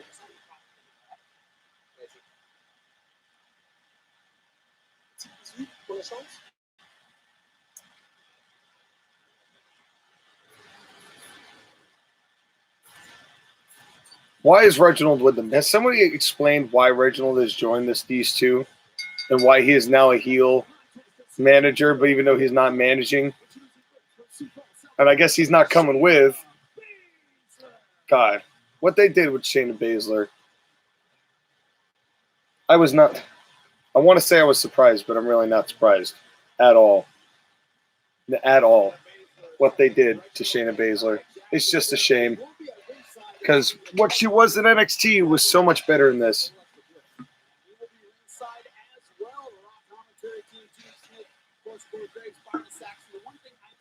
Oh, here comes Jimmy Smith. Corey Graves working on. Oh, God. Corey and Byron. Talk about a headache. I've already got a headache. But Corey and Byron are just going to exacerbate it, I'm sure. Which is not going to be fun at all. So what's the worst that can happen in this match? Well, what do you think? Where do you think this is going to head? That it's going to be so south? Because I think it is going to go inevitably very south. And why they're doing the same? I wish they didn't do the same Firefly Funhouse thing for Alexa as well. There she is, ready to make her entrance. Expect the unexpected. Ominous warning, to say the least. From the twisted Miss Bliss. I'm already upset.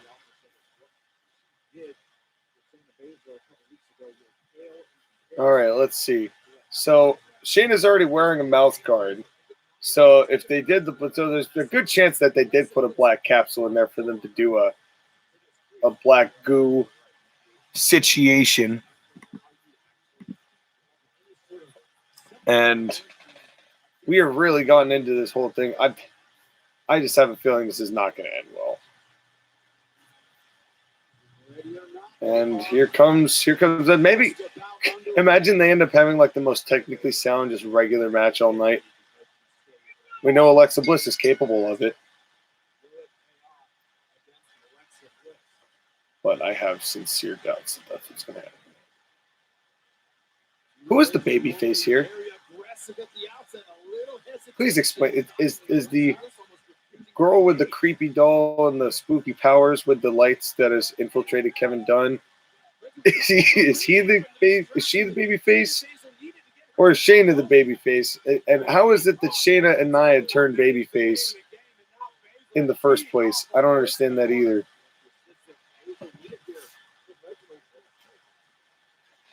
And that is stomping the boots. I hate how people sometimes stomp, and I've seen this noticeably with the women. Not to say the men don't do that, but when they stomp into the corner, they look like they're doing like can kicks instead of really making them cinch in.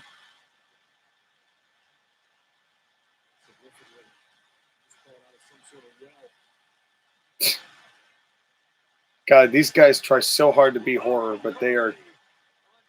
Well, I will say what they do is horrifying, but not in the way that they want it to be. That knees to the back. Vicious knees to the back.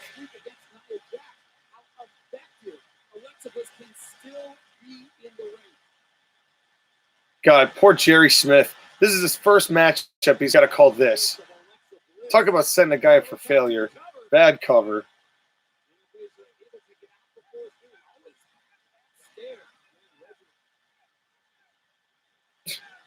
Reggie, afraid of Alexa Bliss looking. Oh, come on. He's in a hypnotic state. Yeah, I'm sure he is. Oh, what are we going to see? Some zombie stuff happening down here? Come on. Yeah, let's bring the zombies in.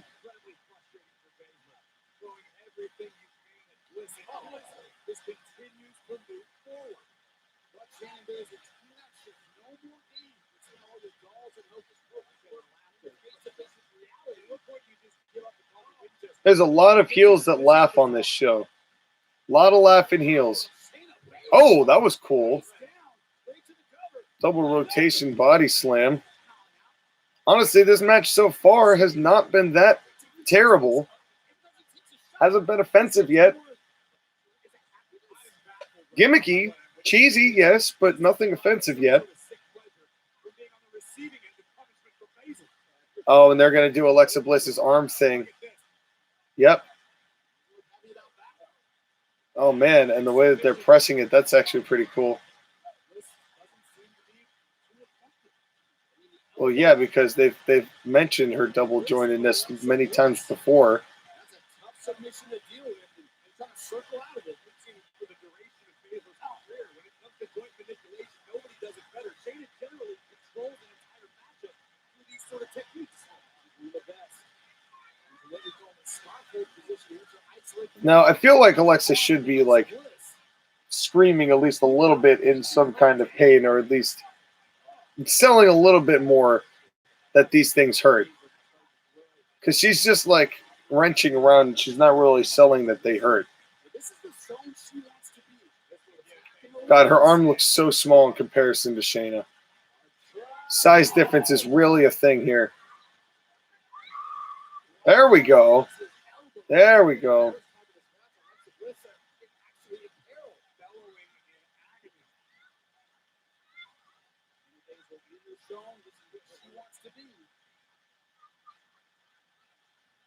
And more laughing. Okay. I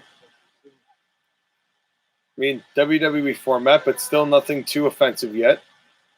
So I can't say anything yet.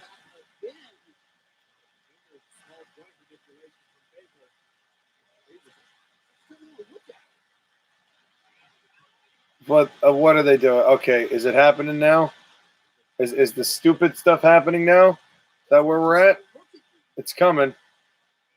I can feel it. I can feel it in my bones. The stupid stuff's coming.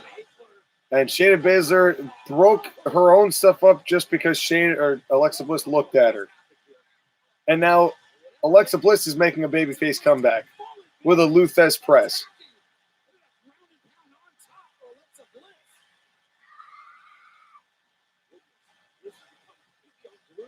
Yeah, and the electronic fans are going wild for Alexa Bliss. I think Alexa's the babyface here, which makes no sense. Tantrum. Regular.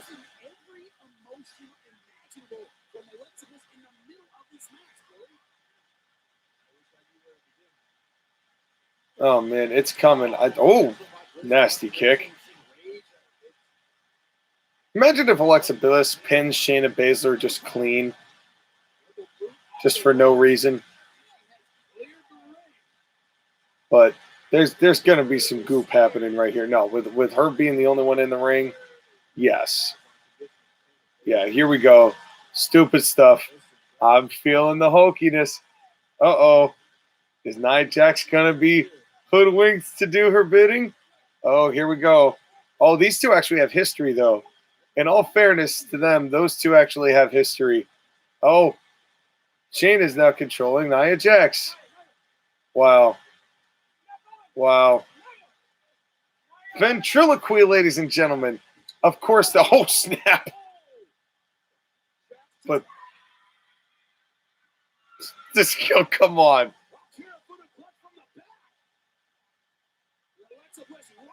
That was silly. That was actually silly. But at least those two have had history before, but that's just silly.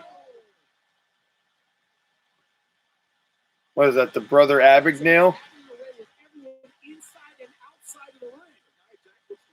So ventriloquism, that's what we ended up getting in this match.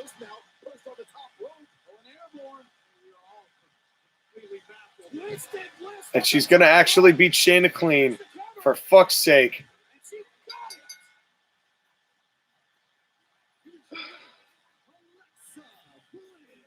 So let's go over the last 2 minutes of this match. This could have been way worse. It could have been way worse. It was stupid. It was stupid. Don't get me wrong. It was stupid. So Shayna wasn't hypnotized by Alexa Bliss. Reginald was afraid of Alexa Bliss, but wasn't hypnotized. But Nia Jax looks at Alexa Bliss, and Alexa Bliss is able to control Nia Jax because of spooky ventriloquism powers. Beats being set on fire. This is pretty tame compared to what they usually do. Is it stupid? Yes. But not as stupid as stuff they've done before. All right, that's Big Daddy Drew. Big Daddy Drew coming in the fight. Excited to see how that's going to end up coming out.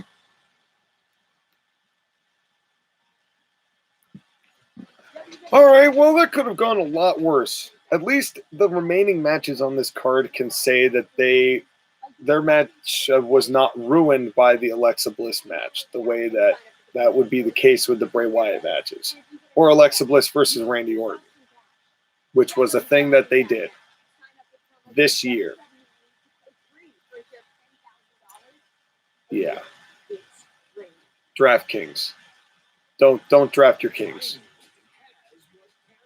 Boss Baby without Alec Baldwin because he's not going to do Boss Baby recounts.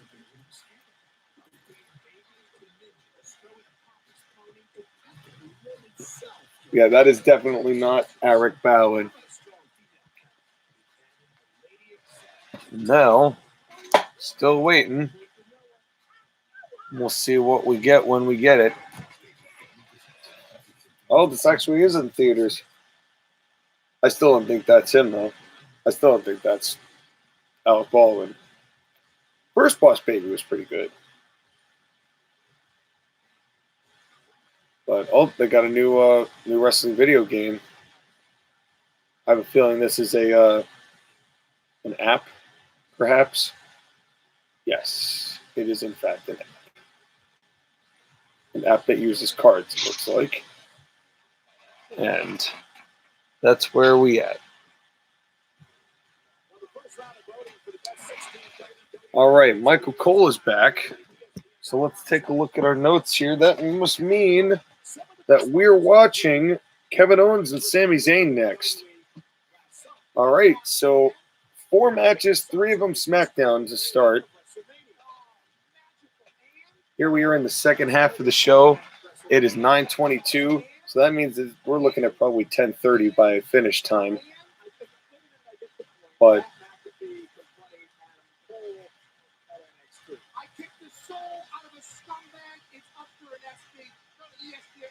and now Pat McAfee doing some great healing up just for fun.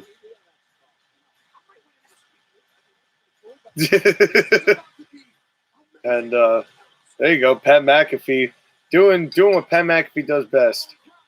It's no surprise that Skylar drafted him and has been using him pretty well. Here comes Sami and Owens. Are they even going to get Are they even getting a package? Do we know why they're fighting this time? Do you? I don't.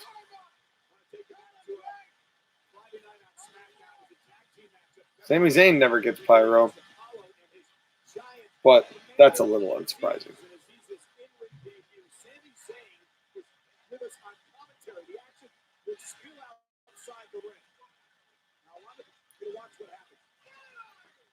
Okay.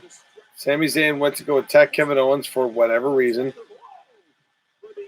Oh, is that who is that?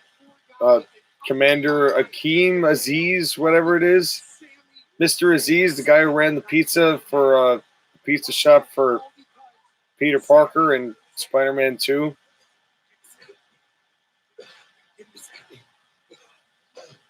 Coffin. Adam Pearce.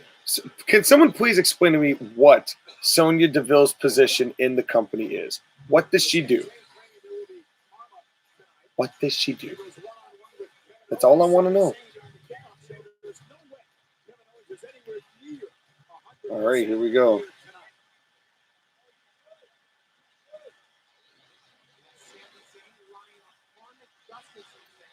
This match is certainly going to be better without Logan Paul, I'll tell you what.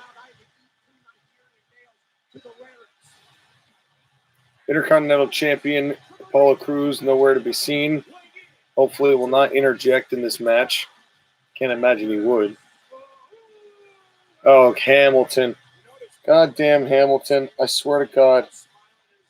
Every time I hear you say Kevin Owens, a little piece of me dies inside. Just a little bit.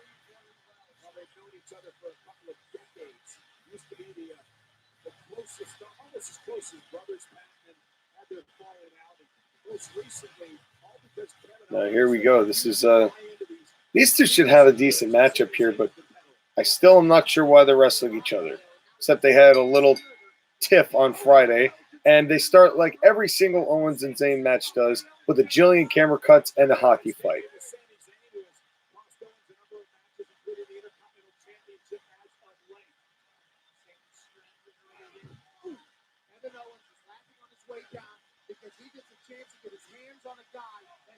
How long do you think they're going to make this match go for? I can't imagine this is going to be a very long match. Even though these two are very good, I can't imagine they're going to give them a massive match. With Charlotte and Rhea and Drew and Bobby left, I don't think they're going to give them a huge match. At least I wouldn't.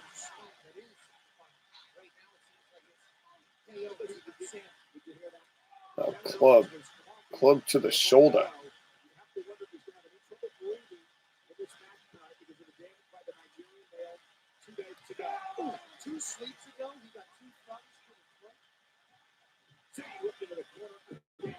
Oh, God. That looked gnarly. I don't know how he ended up taking that bump flat. Not sure he did. Double stomp. Oh, hey, Sky, welcome back. Hold on, let me turn. Something about Nia Jax and ventriloquism. Oh yeah, that whole thing. It could have been much worse. Best time to go get a pizza. Which, folks, if you want to sponsor the pizza I'm currently eating, please send money to the Court Martial Podcast Venmo. And then we'll tell the world about your pizza. But, exactly. Oh yeah, that bump to the 44 subscribers we have. That's right. And thank you all for joining us, and we look to have many more adventures with you down the line. But so, what are Kevin Owens and Sami Zayn fighting about? How they want their eggs scrambled or sunny side up? Honestly, I could not tell you. I spent the first 2 minutes of this match explaining how I still don't understand why they're fighting this time around. And they started this match up like they start every matchup, a hockey fight. Now, do you want me to actually give you the context for this? It's something about, well, Sami Zayn cost Owens the Intercontinental title with Commander Aziz being the thing, and there's some shots to the throat. So Owens got some fingers to the throat, now he's coughing. Basically, yeah. It's basically Sami Zayn was costing Kevin Owens a shot at the Intercontinental title, and now they're fighting again because they have to fight again. This is unnecessary. This match is unnecessary. Without any context, there's no reason to have this match. At least the shoot-offs are good. These guys are in a rut because they're not doing anything interesting. Yeah. No, seriously. And they've just instinctively put these two together because they can have some decent matches. And that's the thing with them. It's not going to be a bad match. Like, technically, it's going to be a good match. It's just not going to be interesting because they don't have anything fresh to fight about. Yeah, this has been, okay so far. Can't say I've loved it. It's not bad. It's just okay. But I think it's a good palate cleanser. So, what happened with Nia Jax? What did she do? Okay, so Alexa Bliss, the entire matchup. By the way, it could have been way worse as far as the gimmicky, stupid stuff. They kept it to a minimum. So the whole thing was that Shayna and Reginald were avoiding Alexa Bliss's stare. And then Alexa Bliss stared at Nia Jax, and then they kind of mirrored each other. So Alexa Bliss was basically controlling Nia Jax, who swatted Reginald. And then Shayna Baszler, while she's controlling Nia Jax, put Alexa Bliss in the Kirifuda clutch, which she then countered into, I forget what now. I think her own Sister Abigail thing that she does, the DDT version, and got the clean pin on Shayna Baszler, did Alexa Bliss. So the Nia Jax thing didn't even cost Shayna the match directly. No. Shayna actually just lost to Alexa Bliss. And Alexa Bliss, but for just for you though, folks, the MMA fighter lost to the possessed demon 12-year-old. Lost to the possessed demon 12-year-old with the doll who is apparently good at ventriloquism. But at least Alexa Bliss and Nia Jax have previous history, so it would make sense that she would be the one to be corrupted. But Right. And also, to be fair, it's not as stupid as it has sounded in the past, like the black goo or what do you call it? no, it was very tame. Or it wasn't Alexa Bliss levitating in the air. Yeah. I mean, it was stupid, don't get me wrong, but it wasn't set him on fire and come back 2 pay-per-views later stupid. Are they doing an injury angle? I think he's still coughing. Oh, God. A kick? Probably technically not.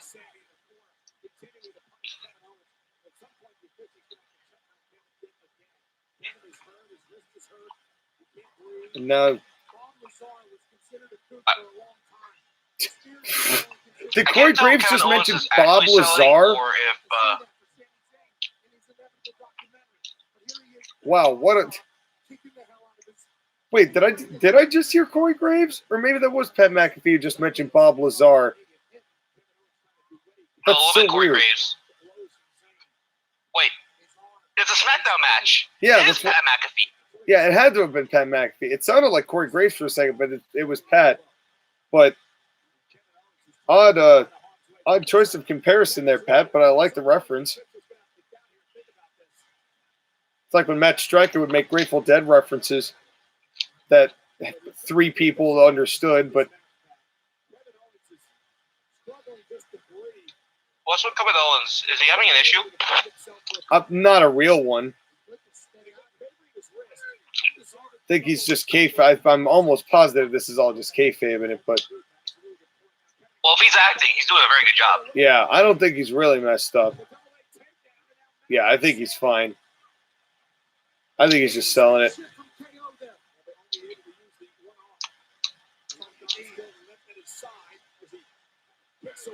So Kevin Owens is down to 1 arm. It seems to be. He keeps holding his left wrist. These guys are really, yeah, maybe he might. I mean, he might have tweaked it, but depends on if Kevin Owens has carpal tunnel or not. Because I know that that's a very easy tweak, and then that can make it really hurt your wrists. But yeah, because Kevin's just not getting the same explosiveness. But I mean, the whole thing was that he was having an injury going into the matchup, so it would make sense that he's getting a little more wrecked, and the injuries are piling up. Oh, senton. But he did get the knees up. Went for the splash or the 360, and then Sami Zayn got the knees up. And here's a replay just to show you what you just saw. Good. Blue Thunder Bomb. I wish this was his finisher. I wish that this actually ended a match every so often. Just every now and again. That would really be nice. Folks, sometimes a signature move should end a match. That way you know it's actually serious and a threat. I like how Owens covered up a good portion of that really bad cow tattoo he had on his arm. Did he cover it up? Yeah, with a bunch of other tattoos. Well, now he has a dinosaur on the other one. Yeah, it's still there. You can see it right there, but he definitely enhanced it. But he definitely enhanced it. I like the bull tattoo at first, but yeah, I think the way that it's drawn now is much better. Yeah.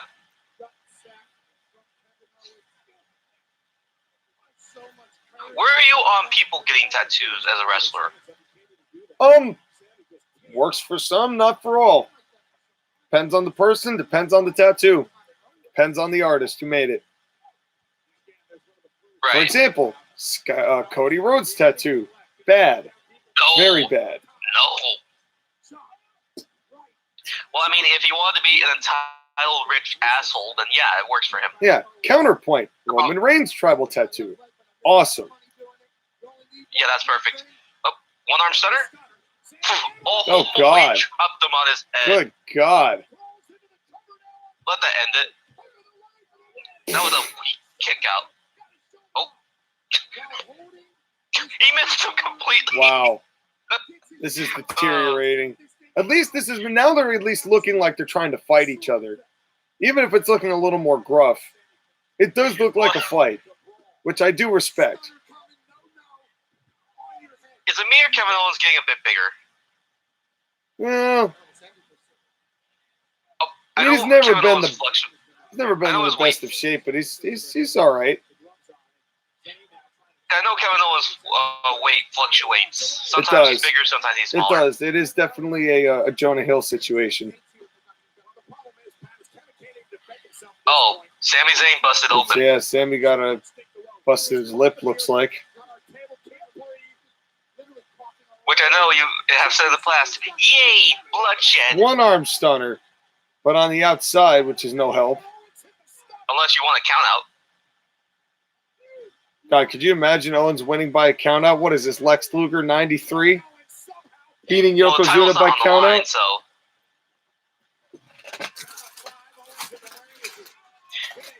That looked like it hurt Owens more than Sammy. It did. It did.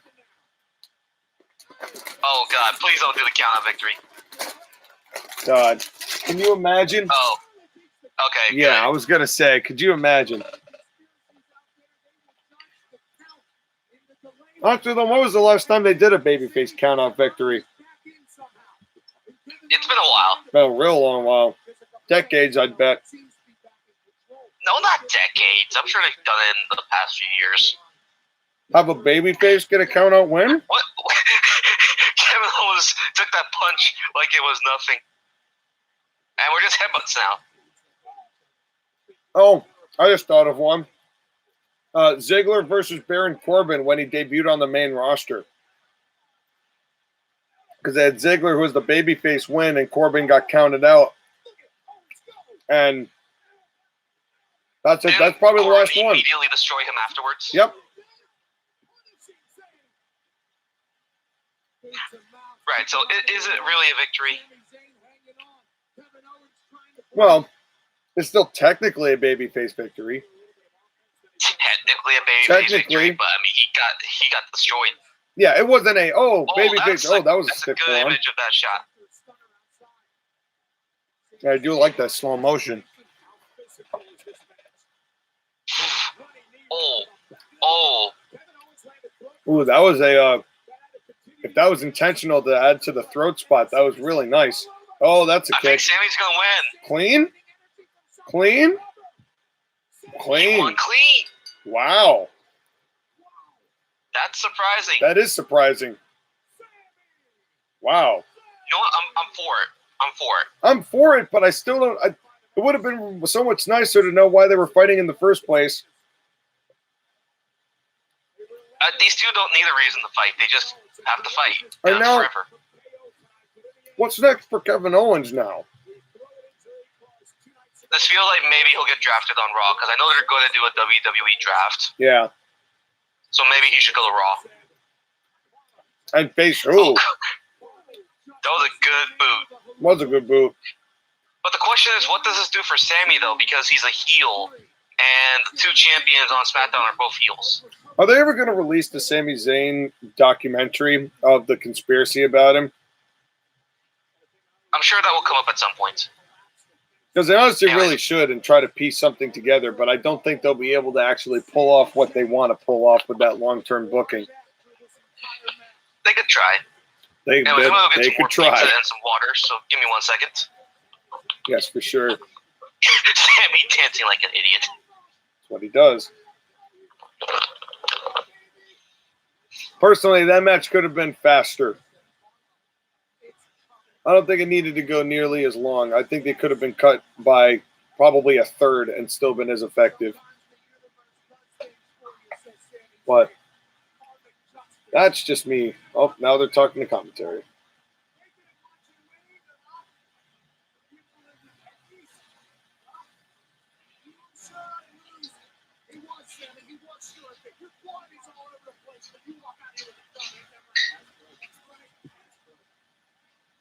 Now, leave it to Pat McAfee to actually say, say it into the mic.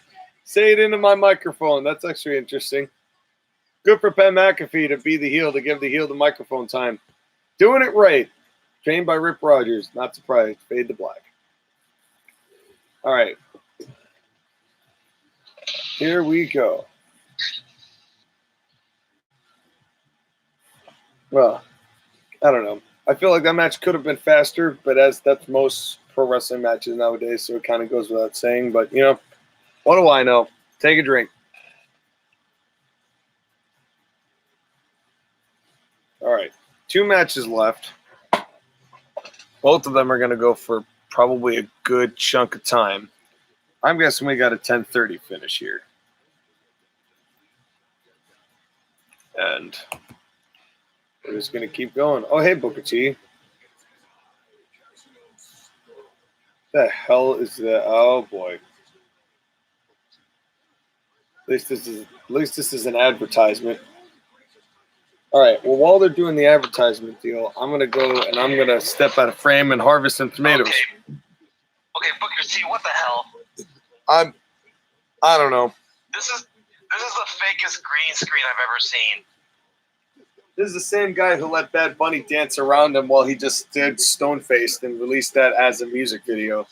So, despite everything, the show's going very quickly. We only have 2 matches left and about maybe an hour or so.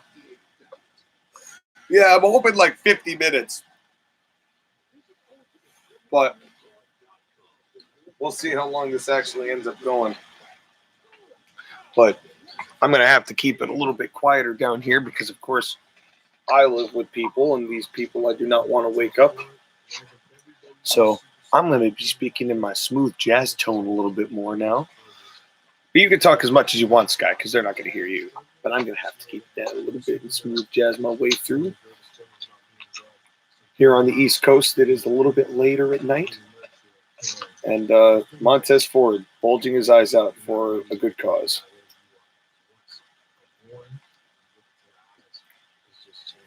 Dedication. Wow. In those pictures, Montez Ford actually does look good. When he's not wrestling, he looks like a normal person. He's going to be a Titus O'Neil, where the best things that he does are going to never be in a wrestling ring. It's a Titus O'Neil had the potential to be good in the ring. Yeah, he really did. He just got put in the bad situations. I'm convinced that Montez Ford will forever be an Enzo Amore clone. Yeah, he's really not that good. Just without the toxic behavior and the promo ability. Enzo had the promo ability. Now that I think about it, Enzo was a one-trick pony, kind of like Orange Cassidy. Well, it's true, but at least he did have certain lines that worked. Red Cell is on the SmackDown Blue graphics.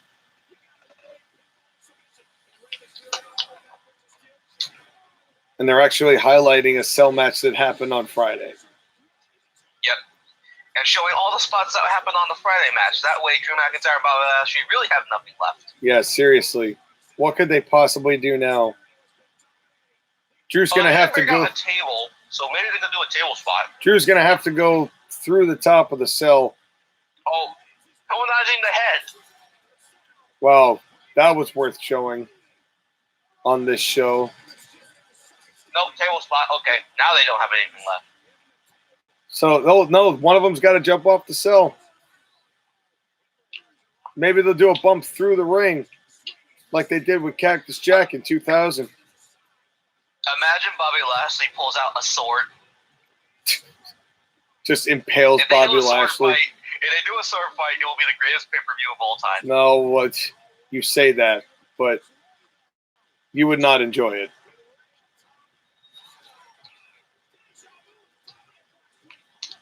Okay. And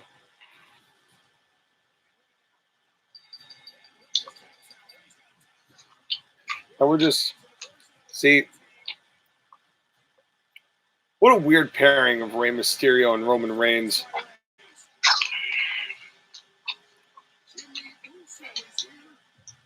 I don't think it's bad. Like, it definitely sells Roman as a monster, though. But you know that Rey and Dominic were definitely the afterthought in this whole situation. They were just means to an end to further the Jimmy feud. Right. I just wonder why they didn't have it be a title match actually on Hell in a Cell. Well, probably because they knew that it was going to not probably have the luster that it would have. Or maybe they didn't want to run too long because I had to run an hour later than they normally would. That's definitely a possibility. Yeah, it's hard to say why it did. It's just curious because does that mean that Bobby Lashley, Drew McIntyre? Obviously, it's going to be the main event, but does that mean that Drew's going to win? Well, it's a main event. If Drew wins a main event, that'd be something here. At least as far as the way the past several months have gone.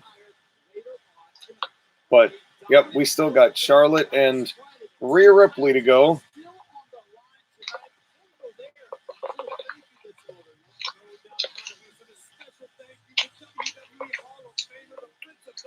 By the way, Jimmy Smith has been on commentary for a month now, so it's not the first time he's called a match. It's just bad because it's the first time you're seeing him. It's his first pay-per-view. And, God, what a first match to call than Shayna Baszler and Alexa Bliss. Yeah, God. That's just mean. That is mean to that dude. At least they kept the craziness to a minimum. Yep. Oh, yes, WrestleMania Backlash. God, what a miserable show that was. That show wasn't that bad outside of the zombie match. And they show Charlotte's awful moonsault. Double natural selection. Do it. Oh, they did the chop block thing. Now do it. Yeah! Double pin. Just as I booked it. Yes, they definitely stole that, which is what they like to do. Actually, I stole that from them because that was a great spot.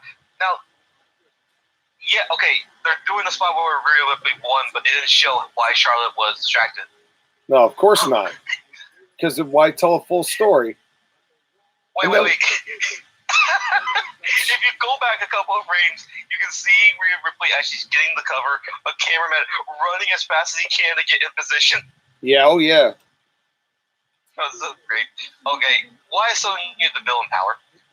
What does she do? What is with these sitcom level camera shots? Someone describe to me what Sonya Deville's position in WWE is. Give me a job title.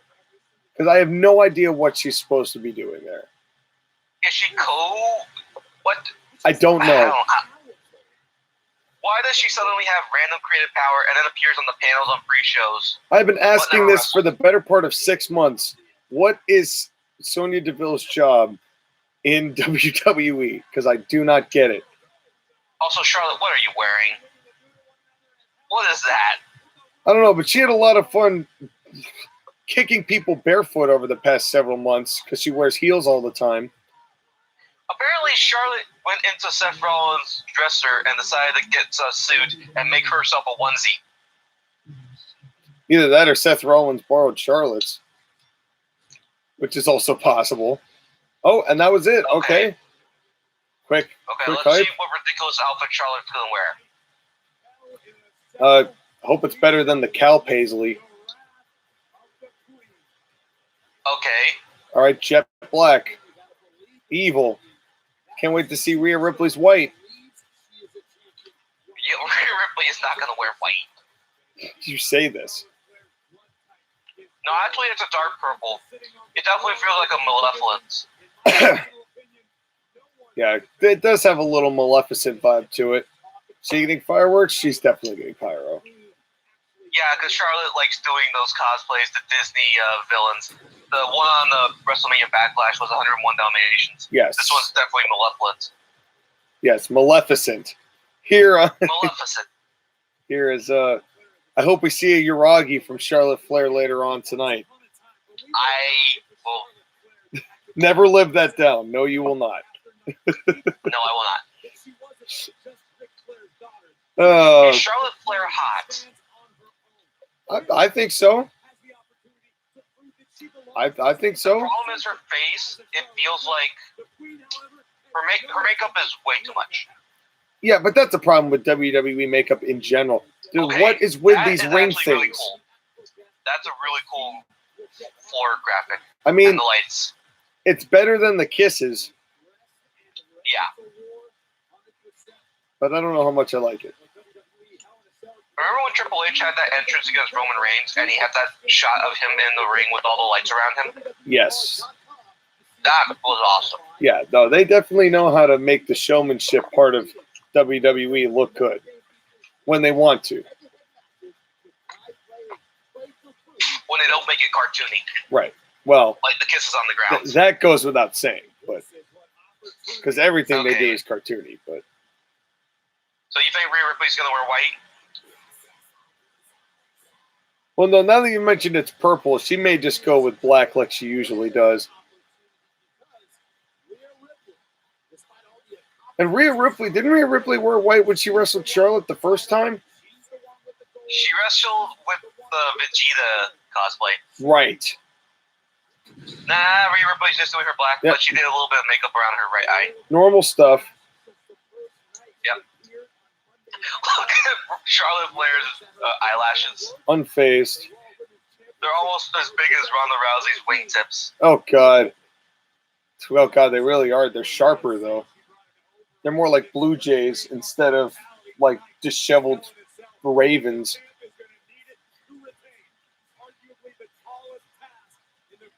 Yeah, like I like what Charlotte has because it's definitely accents her eyes, but it's not ridiculous. Mm.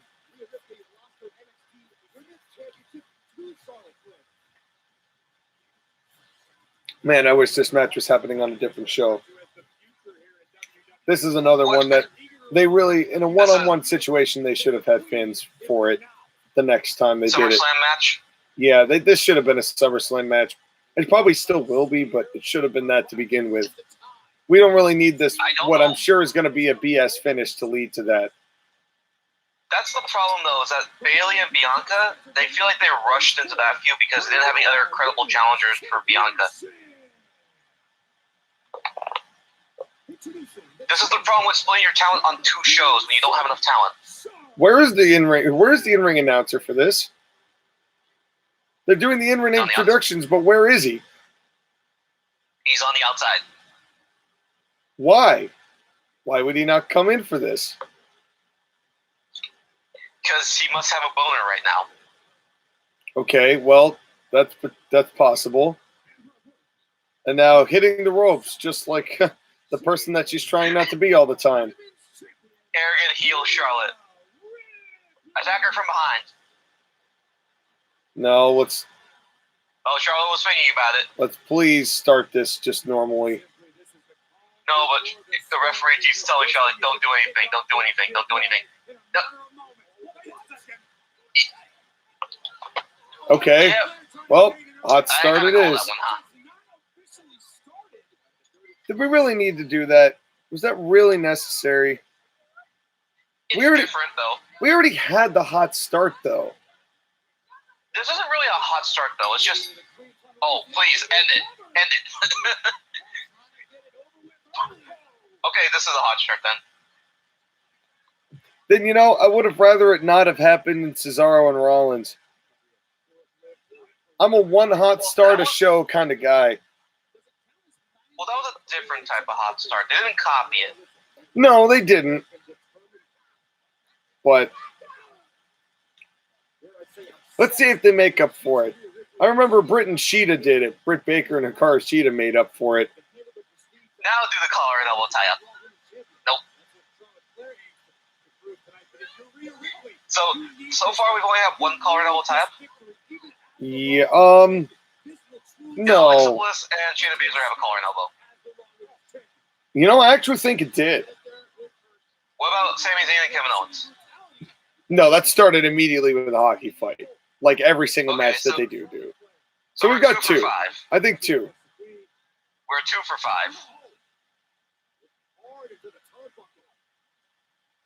Big boots.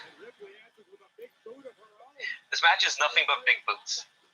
Yeah, so far this is starting off pretty quick paced. Oh, that was... Now rolling back down. Oh, the camera cuts. Kevin, stop. Stop. Every kick does another camera cut. It's nauseating.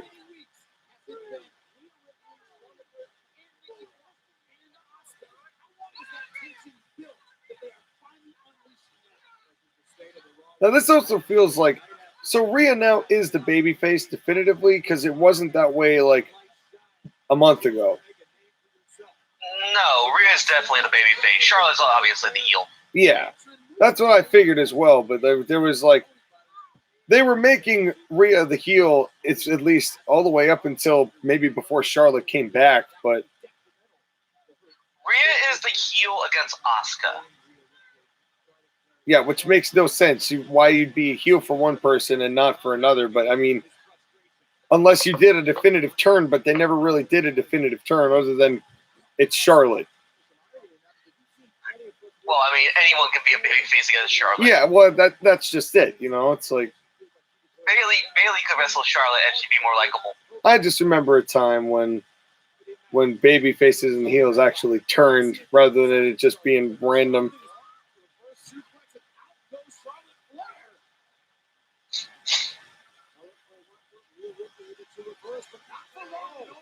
Okay, are we getting the moonsault this early?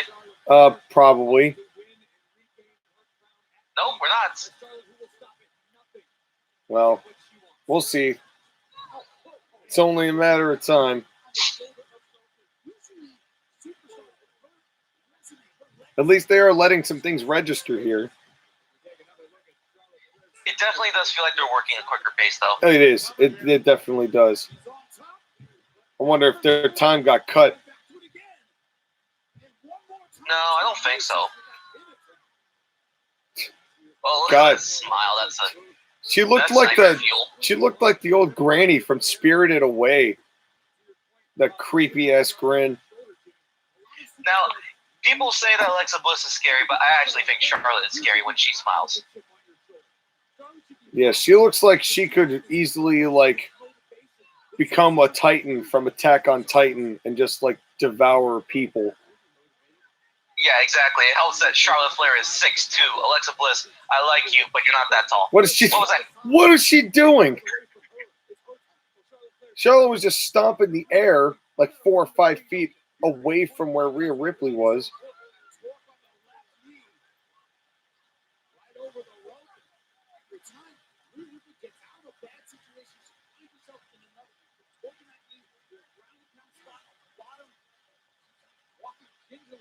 Well, yippee-ki-yo. Oh, yeah. Fans would definitely not be into this match. They would probably be pretty gassed, I would imagine.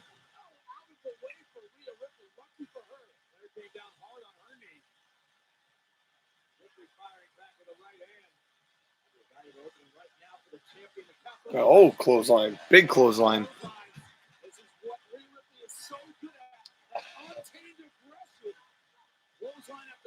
For a Riptide. No dice there. No headbutt. Double headbutt.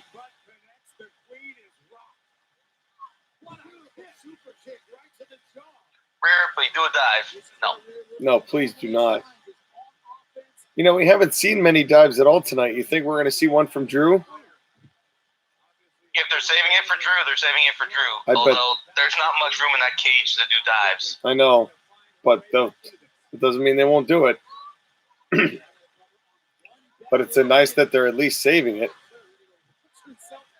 Oh, That's actually kind of interesting.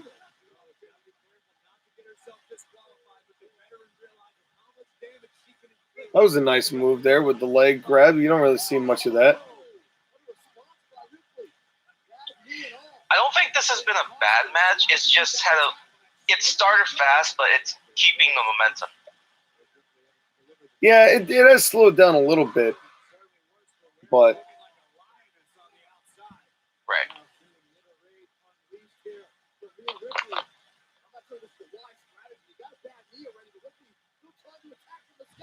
Oh, That what was a a drop beautiful kick. drop kick.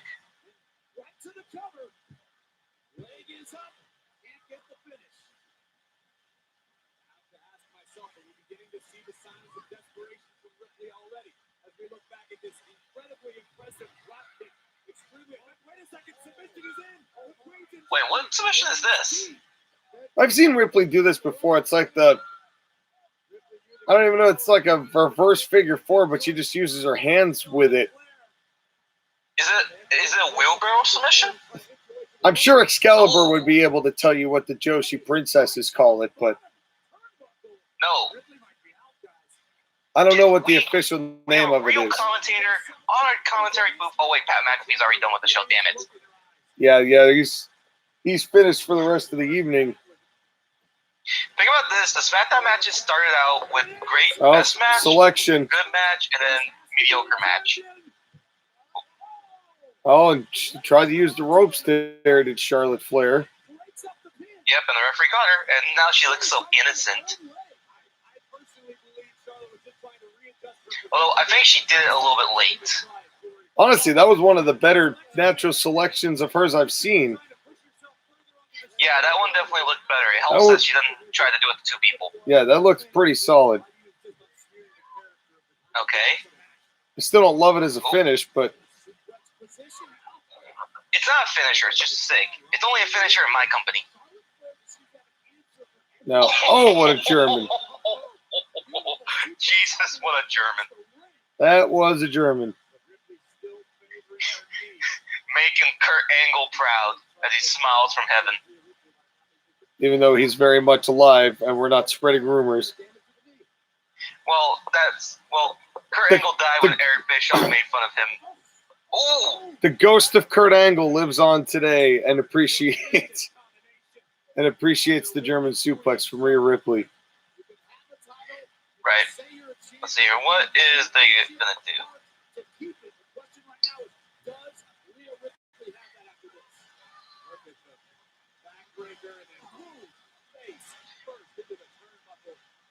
Oh, okay. Now it comes to the moonsault. Oh, hey, maybe this will actually look better being done in the ring rather than done outside of the ring. Nope. Okay, that was... Man. That was mad. Like, I get what it was. It was to go into a quick pin, not to do it damage, Yeah, but nah. I get what you were going for, but it just did not work. Right. Charlotte, you just got to stop doing moonsaults. These matches have been good, but there's just like one or two things that they try to do that don't work, and they end up looking bad. Yeah, it ends up kind of taking it out of the moment here. I don't know. This match has not been doing it for me. I don't think that one was as bad as the one that they had with Seth Rollins and Cesaro earlier. God, you imagine they did the same finish? Oh, that was... Did Charlotte hit Rhea Ripley with the back of her head? I'm not sure. I'm not quite sure what that was. It looks like the heads collided. But, yeah, but it looked like the back of Charlotte's head was what hit Rhea. Yeah, I'm not quite sure.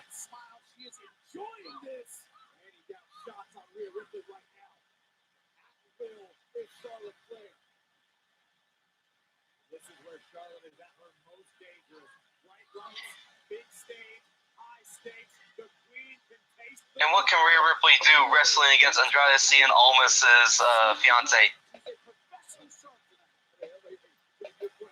Right now, it's sorry we don't have a whole lot to commentate, folks. This has just kind of been it's just been kind of kicks back and forth. There really hasn't been much. Sadly, I'm not feeling the substance of this matchup, really. I don't know whether you are, Sky, but I'm just not feeling this right now. It's definitely been more spot heavy than storytelling. Yeah, which is a shame considering these two. But at the same time, it's kind of fair because they're not. I mean, there's nothing major. There's no major stakes on this. But yeah, I feel like the hot start really kind of took away from it. The hot start was good, but they needed to keep up the tempo, and it slowed down a little bit. That was a good suplex. Good superplex. That was a good superplex. Doesn't finish because the superplex never finishes anymore. Never finishes. And if it's AEW, then we have one in every matchup. Exactly. I feel like Bayley and Bianca is the best match of the card so far, and it's because it was simple in storytelling. Yeah, I think the storytelling was the most solid in that matchup of the 5 that we've seen tonight. This one is... Right, but it wasn't the most spot heavy. It was just the simplest story to follow, and that's what made it easy. Yeah, and they definitely took their time with it and made the right things register and knew when to sell and when to make it work. Did Rhea Ripley's ear gauge pop Might have. I think it's her right here. I saw her laying in the ring for a second. Ooh! These girls are going to concuss themselves with the amount of headshots they're taking. Yeah, right into the head. Oh, Riptide. Cover, she's going to get the ropes. Yeah. Yep. Saw the, okay, so we're getting something else then. Saw the positioning. Oh. Is Asuka going to come interfere and cause a disqualification? No. Oh my god, is Charlotte going to win by cheating? Is it Becky Lynch? No. Is it Ronda Rousey? Pregnant Ronda Rousey? Oh god, no. Please. Could be. I feel like Rhea Ripley's going to lose her cool and she's going to lose because of it. What? Like, that was weird. That was weird. Why would she go that long away to get to Charlotte? No, but she tweaked her foot. She tweaked her foot when she did that, and then she tried to charge towards Charlotte. Well, and the whole idea was to do that to continue selling it, but still. Why she wouldn't go just straight down to Charlotte to do that is beyond me. Oh, she's one wheel. Spear. And figure eight, and they're gonna have Rhea Ripley tap out. They make her tap out. They're gonna have her tap out.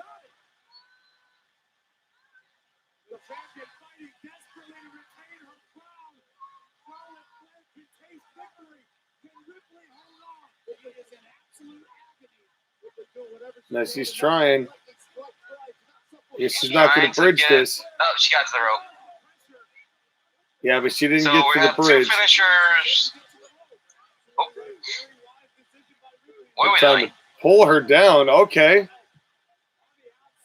Interesting. Announce table spot. Let's go. I feel like they're going to save that for the main event as well. But they have the Hell in a Cell, so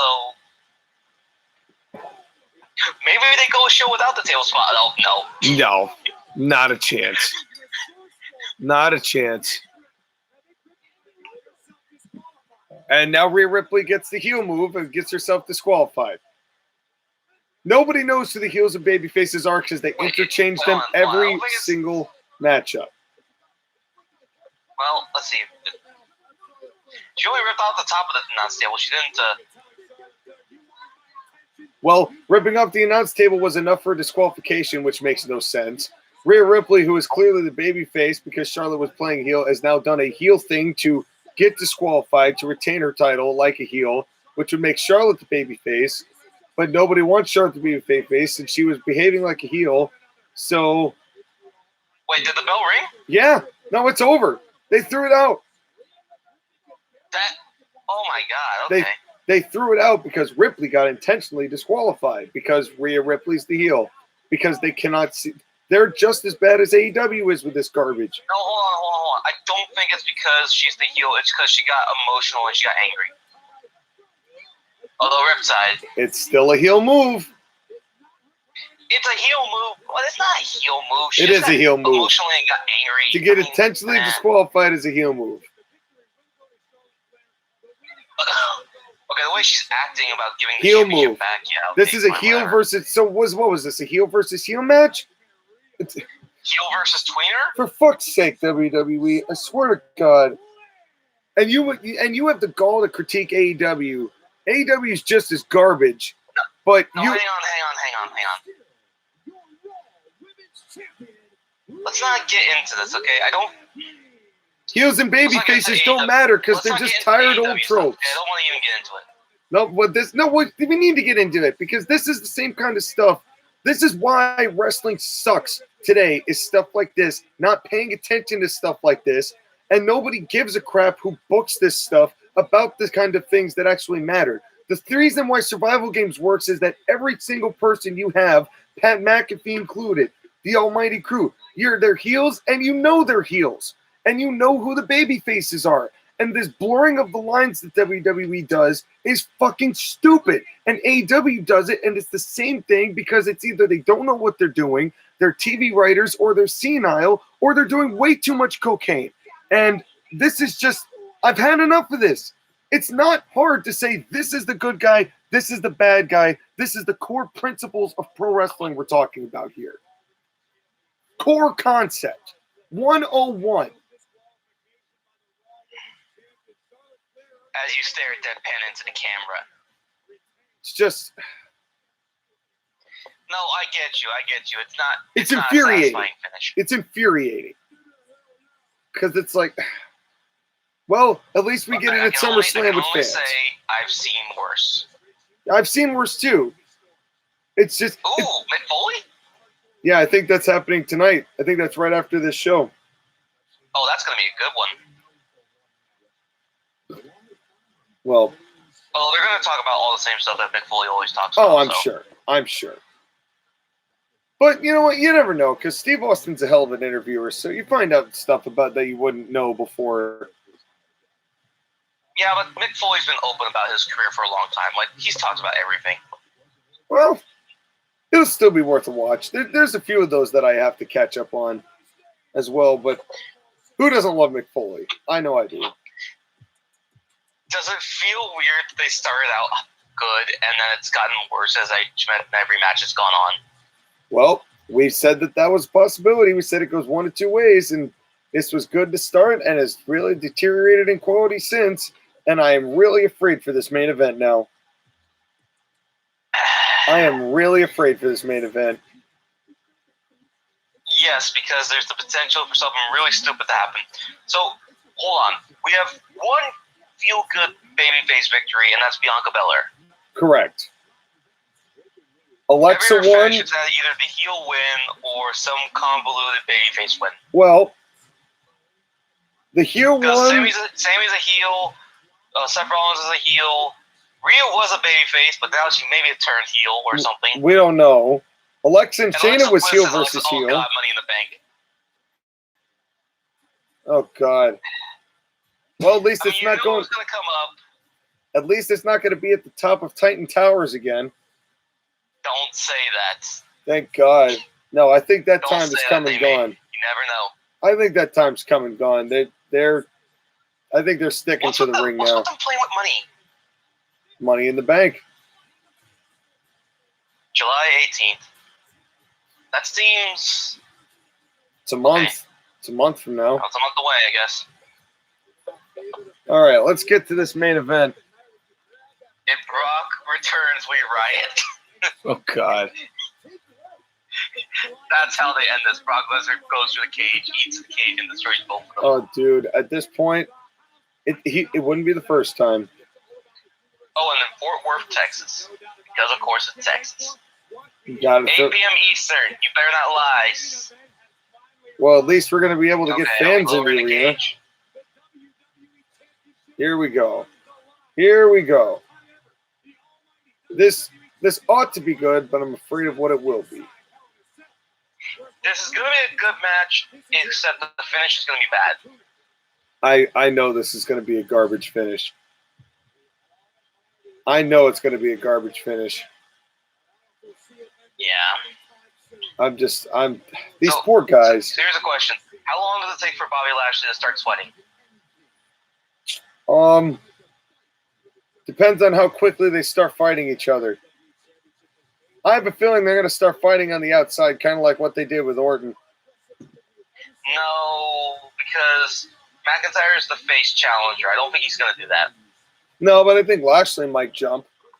Might come out. Didn't we see this package earlier? Yeah, on the pre-show. And okay. they always do this with the packages, putting them on the main show as well. At least we can watch the good video packages, unlike the AEW video packages. God, yeah, those are just unwatchable. Excuse me while I leave the frame to go harvest some tomatoes. Wait, hold on. Oh my God. We've seen it. God. I just saw that Kofi Kingston jumped off the top rope and Drew McIntyre Claymore kicked him in the air. Yes, he did.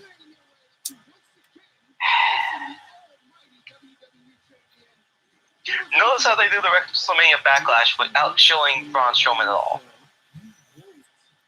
He's not part of the show anymore. Yep. And he was never really important in the context of the story to begin with. He was just the fall guy. That's right. That's all he's meant to do. Braun Strowman.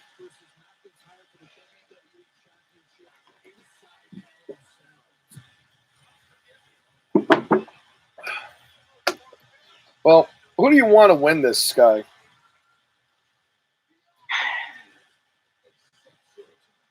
My heart says Bobby Lashley. Yeah.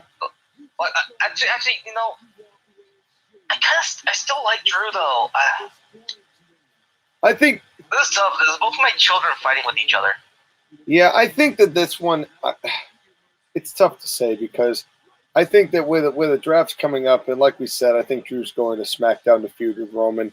I think that Bobby's going to win this, but I could also see my Drew head says as Bobby. well. My heart says Drew. Yeah. God, I wish. We'll have to see if the sword comes into play here. I don't think it will. No, I don't think it will either, but still. Folks, we appreciate you sticking with us here as we head into nearing the third hour of live stream. But this is going to be our main event. As bad as the 4-hour pay-per-views. That's right. That's right. So it's still not as long, but we're going to try and keep the energy high. Yep. But yeah, if you just started watching from the Mandy Rose versus Natalya match, it's only been 3 hours. It's not that bad.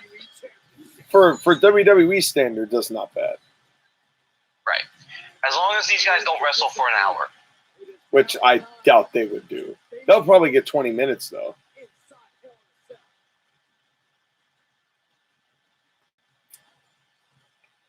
And here comes Drew with the sword, where he's got the little designated spot where he can drop it down and get the pyro in. I kind of wish he wore the Brave Heart blue face paint. Yeah, it kind of seems like now would have been the time for that.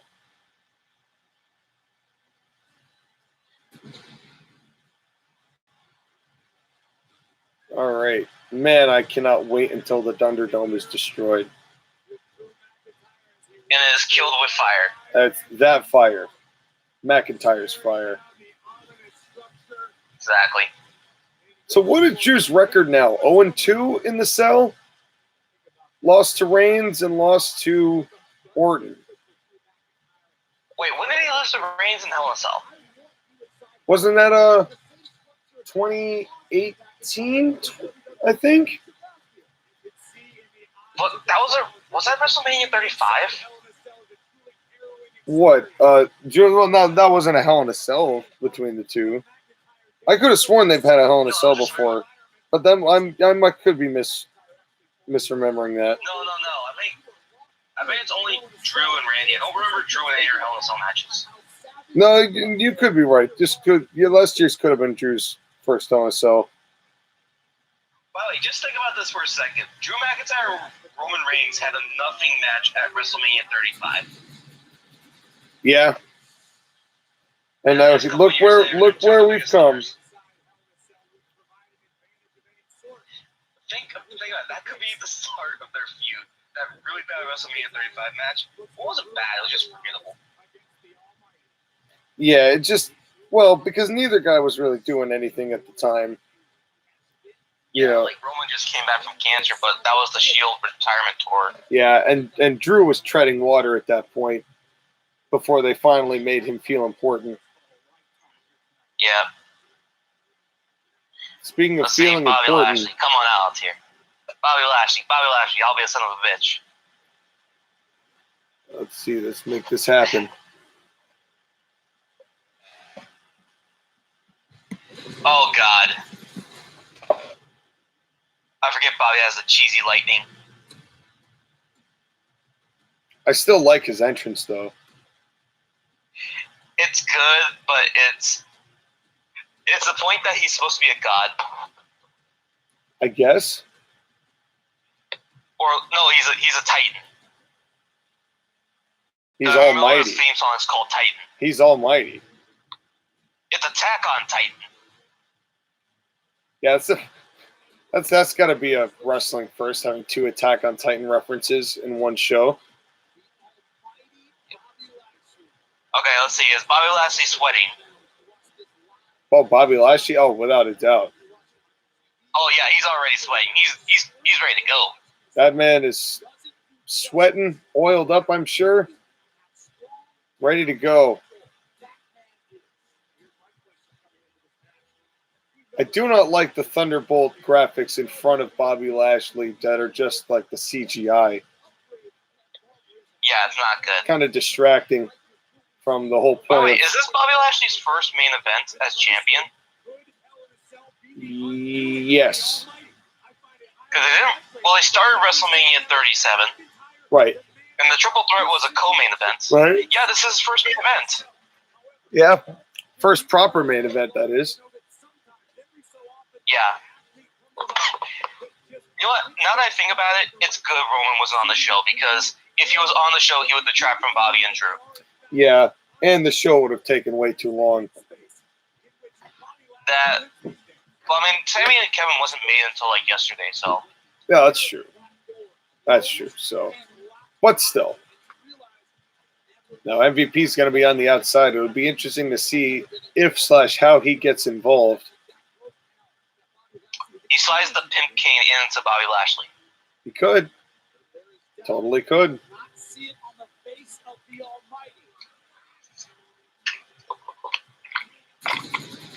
Oh, Pyro. There we go. Pyro for both guys. Dig it. I said Mount Olympus did Corey Graves, so maybe you were right about the God thing.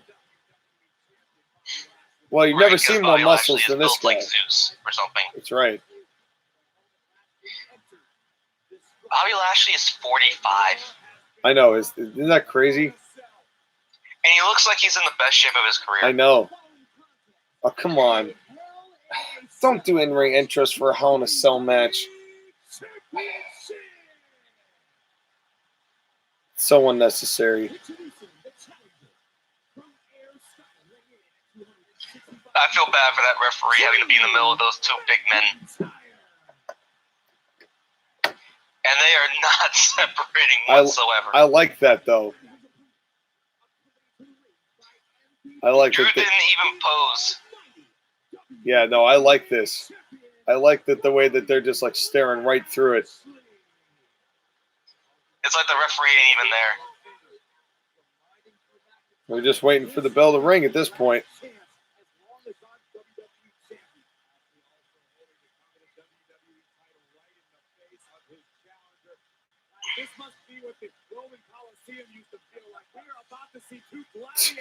How is the referee able to hold that up in between these two and them not just beat the piss out of each other?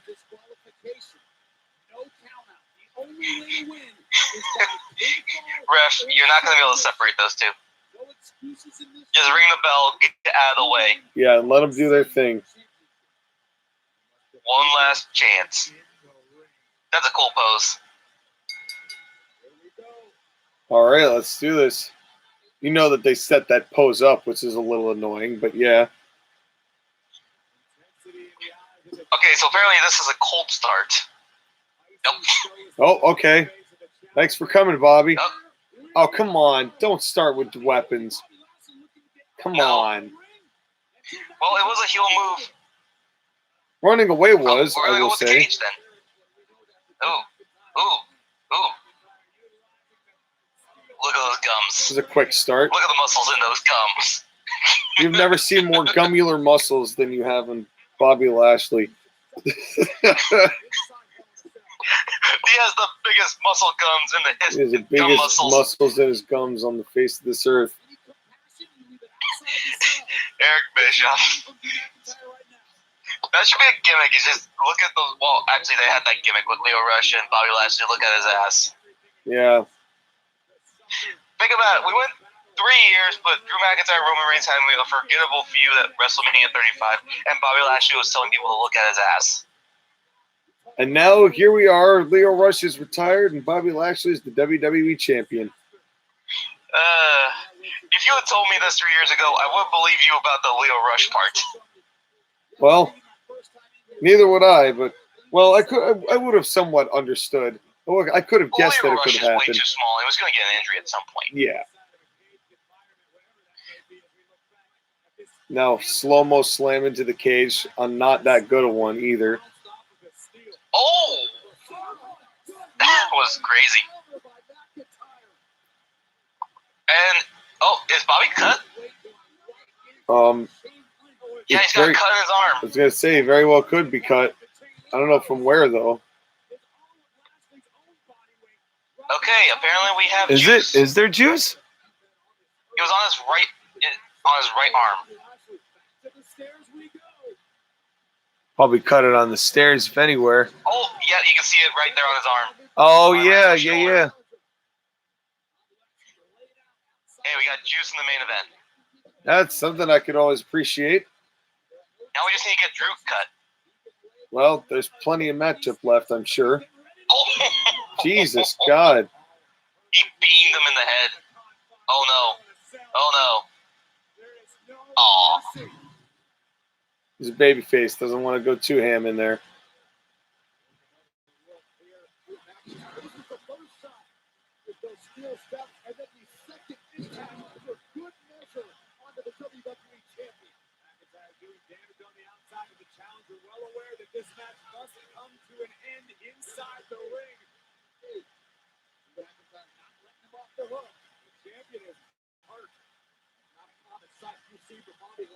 These guys giving. Shot. Ooh, Going nice for the forearm. aftershock with a right hand. I mean, I guess it was more of a forearm. Big boots, theme of the night. Yep. Everybody big booting. Big boot 2021. And release suplex.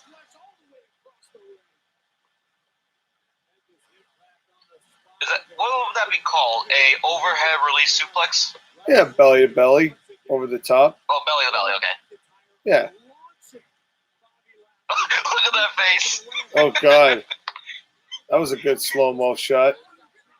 I didn't get that picture. That's a great shot. I know, that's a good still frame. Oh, kendo stick. Can't have a helmet cell without a kendo stick now. Oh. Drew, grab MVP's cane. Barricade him into the corner. Sweep the leg.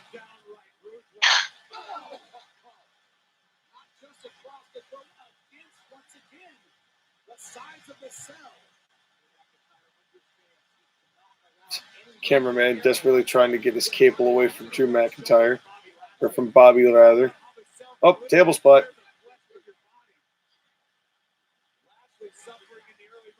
This is where the Mark fans would cheer.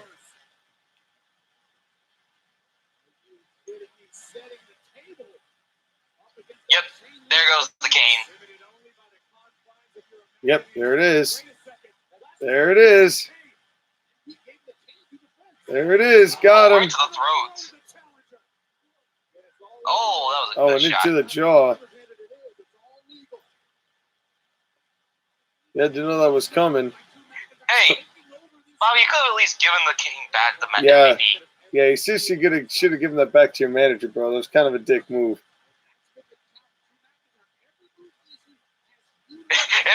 MVP trying to get it. the cage. Trying to get it.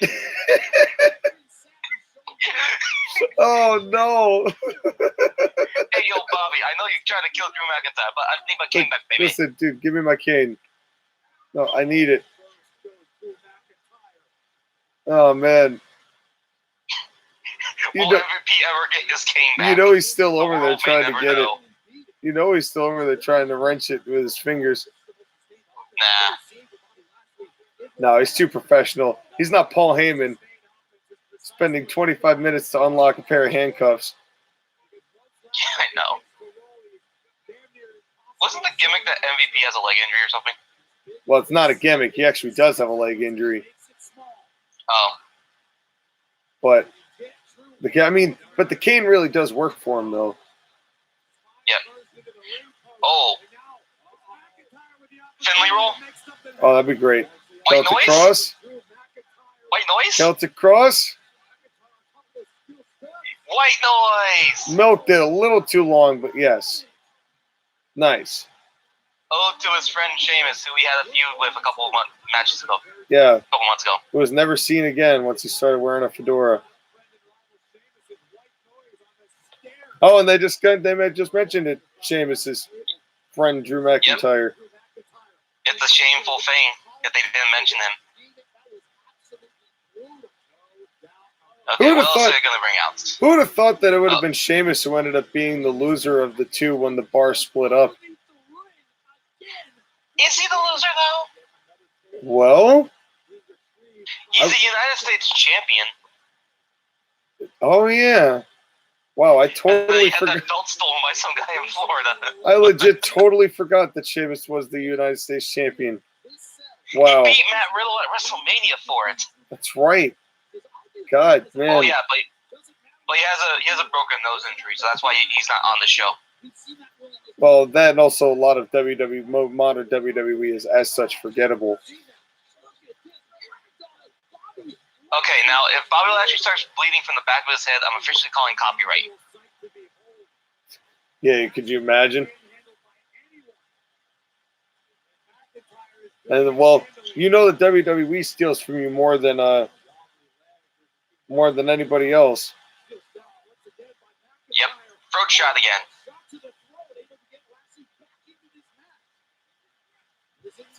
And I like how this has had weapons, but it hasn't been just like them wailing back and forth at each other.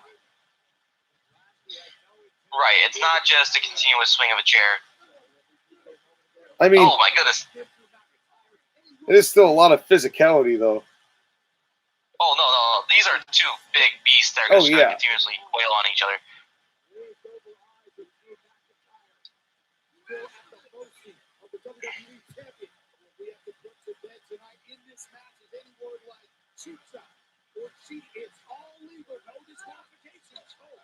Okay, adrenaline. There you go. That was nice. Nice bounce back from the cage. Yep.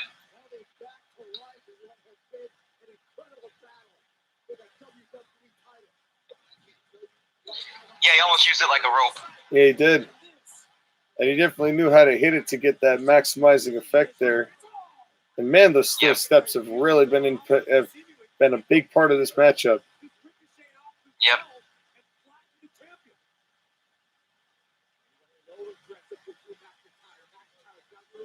So what else are they going to grab? Yep.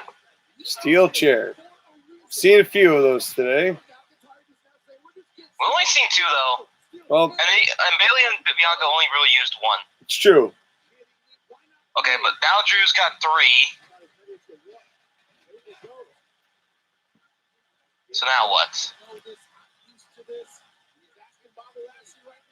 Well, it's going to be painful. Oh, he's going to put it for the turnbuckle? Oh, yes, of course. Wedging up. That is one spot that we have not seen yet tonight. Oh, nice elbow. Oh, that was a nice elbow. Hit it just the right time. Wait, Drew just tried to pick up a chair? No, okay, he's too woozy. Okay. Drew kind of blocked it. Oh, good Lord. Reverse Alabama slam? Oh, God. Yep. Oh, man, with the chair shot. Nice. I feel like that should honestly be a finish for somebody. Maybe if it was not a chair, like if it was a ladder. Like well, I mean, just like that move. That move should be a finish. Oh, the reverse Alabama? Yeah. Oh, yeah, that would be a great finisher. But who do you give it to? Somebody big. Somebody who could do that kind of move. Honestly. So it's not that. Honestly, yeah, Bobby Lashley? Oh, Bobby Lashley could use that as a finisher. I mean, he did use the Dominator for a while, so. I don't think that Bobby Lashley, it's necessarily a bleeding thing, but he's bruised in that area. Yeah, he's definitely. I think he's got something on it. I think he did bleed a little bit, but. Yeah, but now it's stopped. Okay, what's Drew gonna do from the top rope with a chair?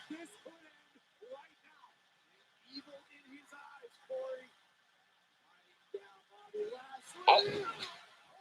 Oh wow! Chair shot counter into the Hurt Lock. Yep.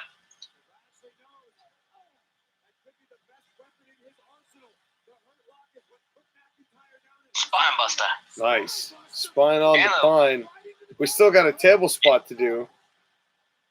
We have a couple table spots we need to do. I wish we didn't just immediately go into a power bomb. That was a beautiful power bomb. Too much, too fast. I wish they didn't do a second sequence there. Yeah. Wait, are there? They have a guy on top? Oh, that's a drone. Drone shot. Now that's a Damn pretty it. decent drone shot, though. Yes, but it makes it look like a video game. Well, the whole show looks like a video game at this point. Yeah. They basically make the show for video games at this point. Yeah. Well, now they're doing the slowdown, which is good. They're letting the power bomb and the spine buster breathe a bit. Yeah, that would have been nice. That's where Bailey and Belair really excelled earlier. Yeah, because it wasn't just move, move, move. It was move, break, move, break, move, break. Yeah, exactly.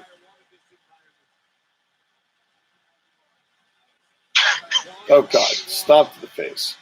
Do you feel like eventually they're going to turn Drew heel? Yeah, I could definitely see that coming. But I think he's going to have more. He's at least going to try his luck on SmackDown first, at least depending on how this goes. Right.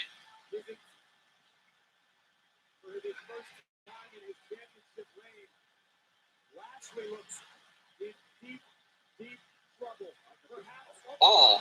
Oh, God. Oh. Oh, no. Oh, no. That's Good nice. God.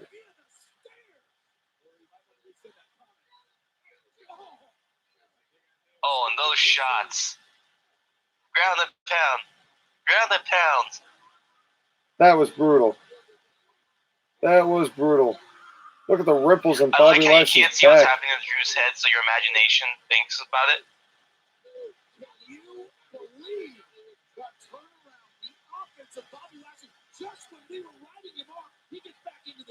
Where's Bobby going? I'm surprised Kevin Dunn hasn't put on the replays yet. Oh, kendo stick. Can't have an old sell without a kendo stick. We already saw the candlestick, so what are they going to do now? More kendo sticks. Hopefully there's no double tip wrapped candlestick. Well, I can't Oh, imagine they would do that again what in this matchup. Oh, he's Oh. going to get MVP a chance? Oh, they're going to do the barricade. They're going to do the barricade like I said they should. Called that one. Called that So this one. is how they get MVP involved. Well, Is he going to kick the barricade? Oh, he gave the middle fingers. that's so funny because we watched the match of the week where they did this for the first time, the New Day and the Usos. And here we are with a replica. At least that match was, what, 4 years ago? Yes. So 4 years between that spot. Oh, look at those gut shots. Gut shots look great. I love this being used with the act. That was one thing that was the problem with when they did it in the New Day match. That had actually purpose to it. Right. Ooh. Ooh, flatliner. That was nice by Bobby. Hell yeah, flatliner. I can't believe Drew gave Bobby the double middle finger. Well, I'm sure Peacock will put an end to that later. That'll get censored later, but Oh, I without a appreciate doubt. it, Drew, nonetheless. For those of us who got the chance to see it. See, AEW, that's how you do the middle finger. That's how you do Once it. in a blue moon. And not 5 times a match. God damn it. Now, what is Also, Drew especially going to do here? MJF, because MJF does it way too much. Yes. All the time. Flatliner again? On the chair? On the chair. Damn.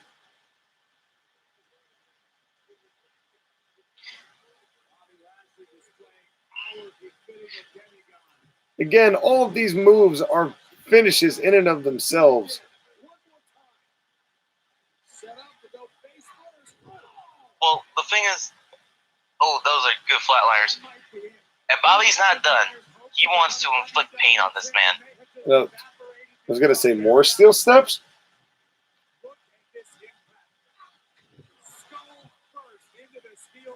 More kendo sticks. Oh, come on, man. It's kendo stick thing. Wrestlers and too kendo far. sticks. A combination that no one asked for.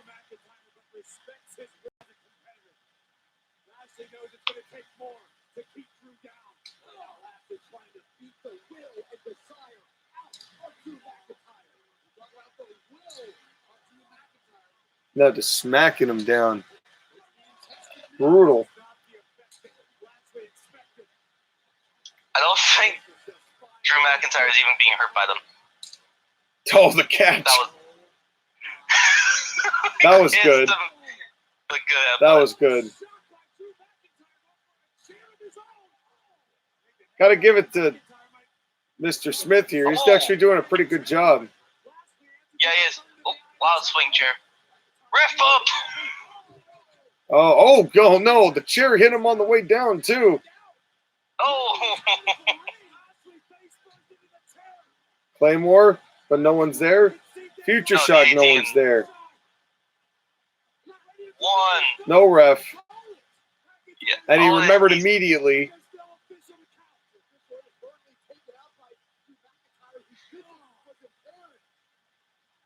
You know what? It's been a while since I've seen a ref bump from WWE, so I'm okay with it.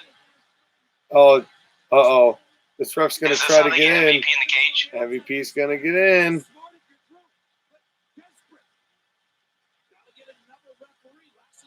Oh, you can see the welts on Drew McIntyre's hurt back. lock. Hurt lock. But it's not all the way in. Oh. Belly to belly. Now a chair shot. To the gut. Bad chair shot to the gut.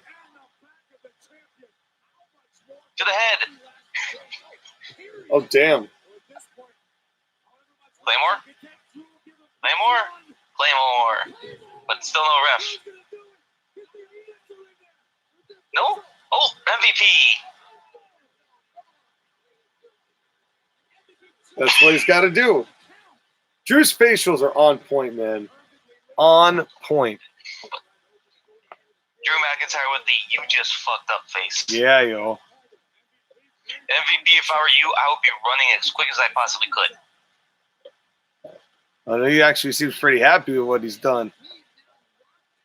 Oh. He's uh-oh. Uh-oh. Uh-oh.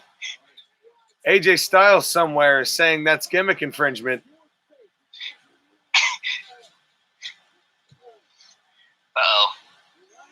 There we go. MVP getting a little bit of his. MVP getting his comeuppance too. Which kind of tells me that Drew might end up winning this because MVP's getting his. Does that mean that Drew's winning?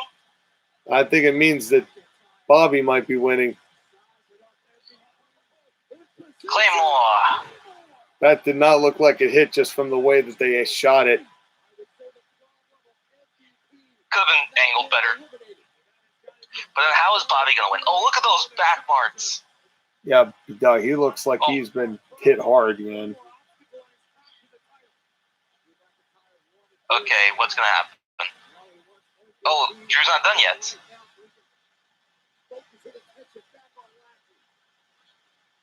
Make him swallow his necklace.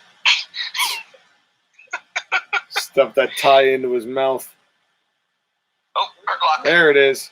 There it is. They're both going to end up going for the table that's set up, aren't they? Yeah, it must be. And now, I mean, he can't make him pass out there. Yep. Oh, there it is. How did I call that?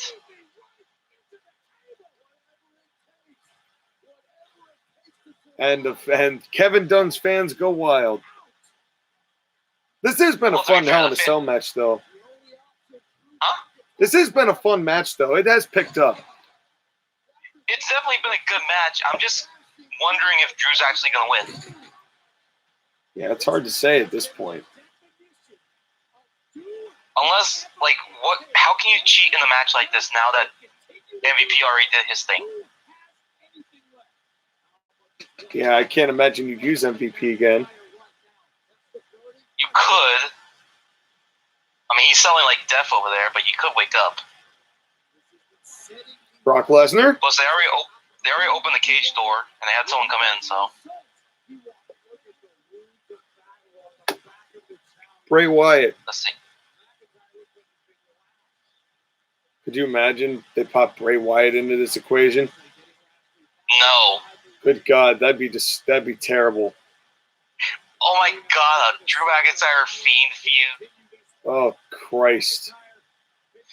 Why you gotta say it, Sean? Now it's gonna happen. God, if they actually do that here tonight, I will Imagine be.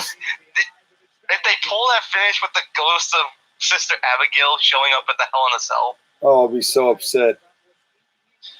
I'll be so upset. Well, let's not speak things into existence that don't exist yet. Yeah, now he's really going in. Drew McIntyre really laying his revenge in.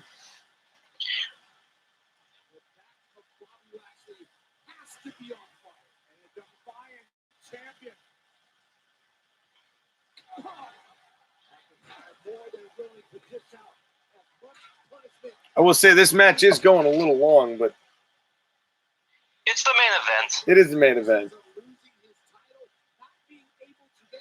Although I think we're reaching the finish. Claymore? No! I knew he was going to miss it. Oh yeah, you can God, definitely those welts those are backwards. gnarly. So then how are they going to finish this match? I have no idea. Chokeslam for the table. Hey, And Bobby they didn't Lashley even with a get the angle choke of the slam. table shot. Damn it, they stole my finisher for Bobby Lashley. I told you they're listening, man. WWE's listening. I should be paid per diem at this point. I know. Because it seems like God. every week before we have this, you call what they're going to do. Well, he didn't use it as a finisher. You're right. Yeah, it was not the finish. It's just a sick move, but god damn it.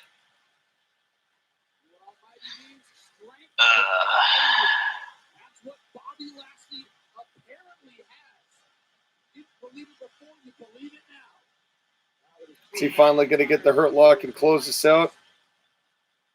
Bobby Lashley does the Claymore kick. Yeah, it's kind of feeling like he's going for a spear.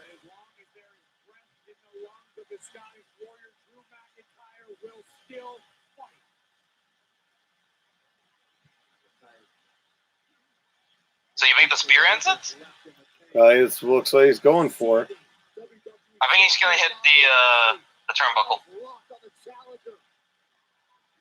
Oh yes, I called it. Backslide?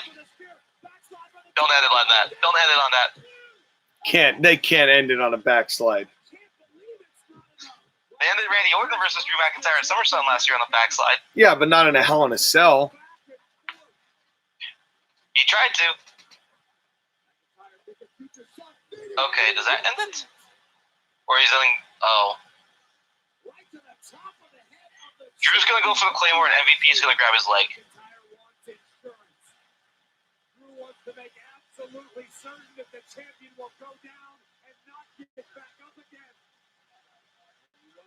Yeah, I think that's exactly what's going to happen. Yep. Yep. Jesus, How did I know WWE. Not a roll up. Not a roll up. Oh. Wow. Wow. You know what? That's a great heel finish. Wow. I'm not upset at that, okay? That's a great heel finish. Drew's going to SmackDown. Guaranteed. Yeah. Guaranteed. Without a doubt, Drew's going to SmackDown. Why a roll up? Because it's a heel move. The grabbing the leg is a heel move. The roll up did not need to be. I didn't think that was necessary. I think that's fine. You know what? It's a good heel thing because he cheated the win, and you got the roll up in a quick one.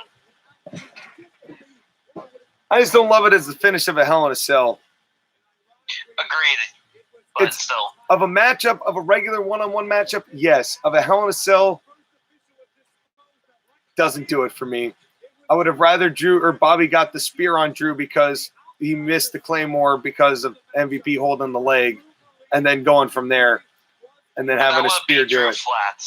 But that would have beat Drew flat. It would not have beat Drew flat because MVP would have still interfered. It's still a heel interference, and it wouldn't have hurt Bobby any because it would have still been him being screwed over. I just don't like the roll-up. I don't think that the roll-up works for a Hell in a Cell finish. That did not do it for me. The rest of that match was good.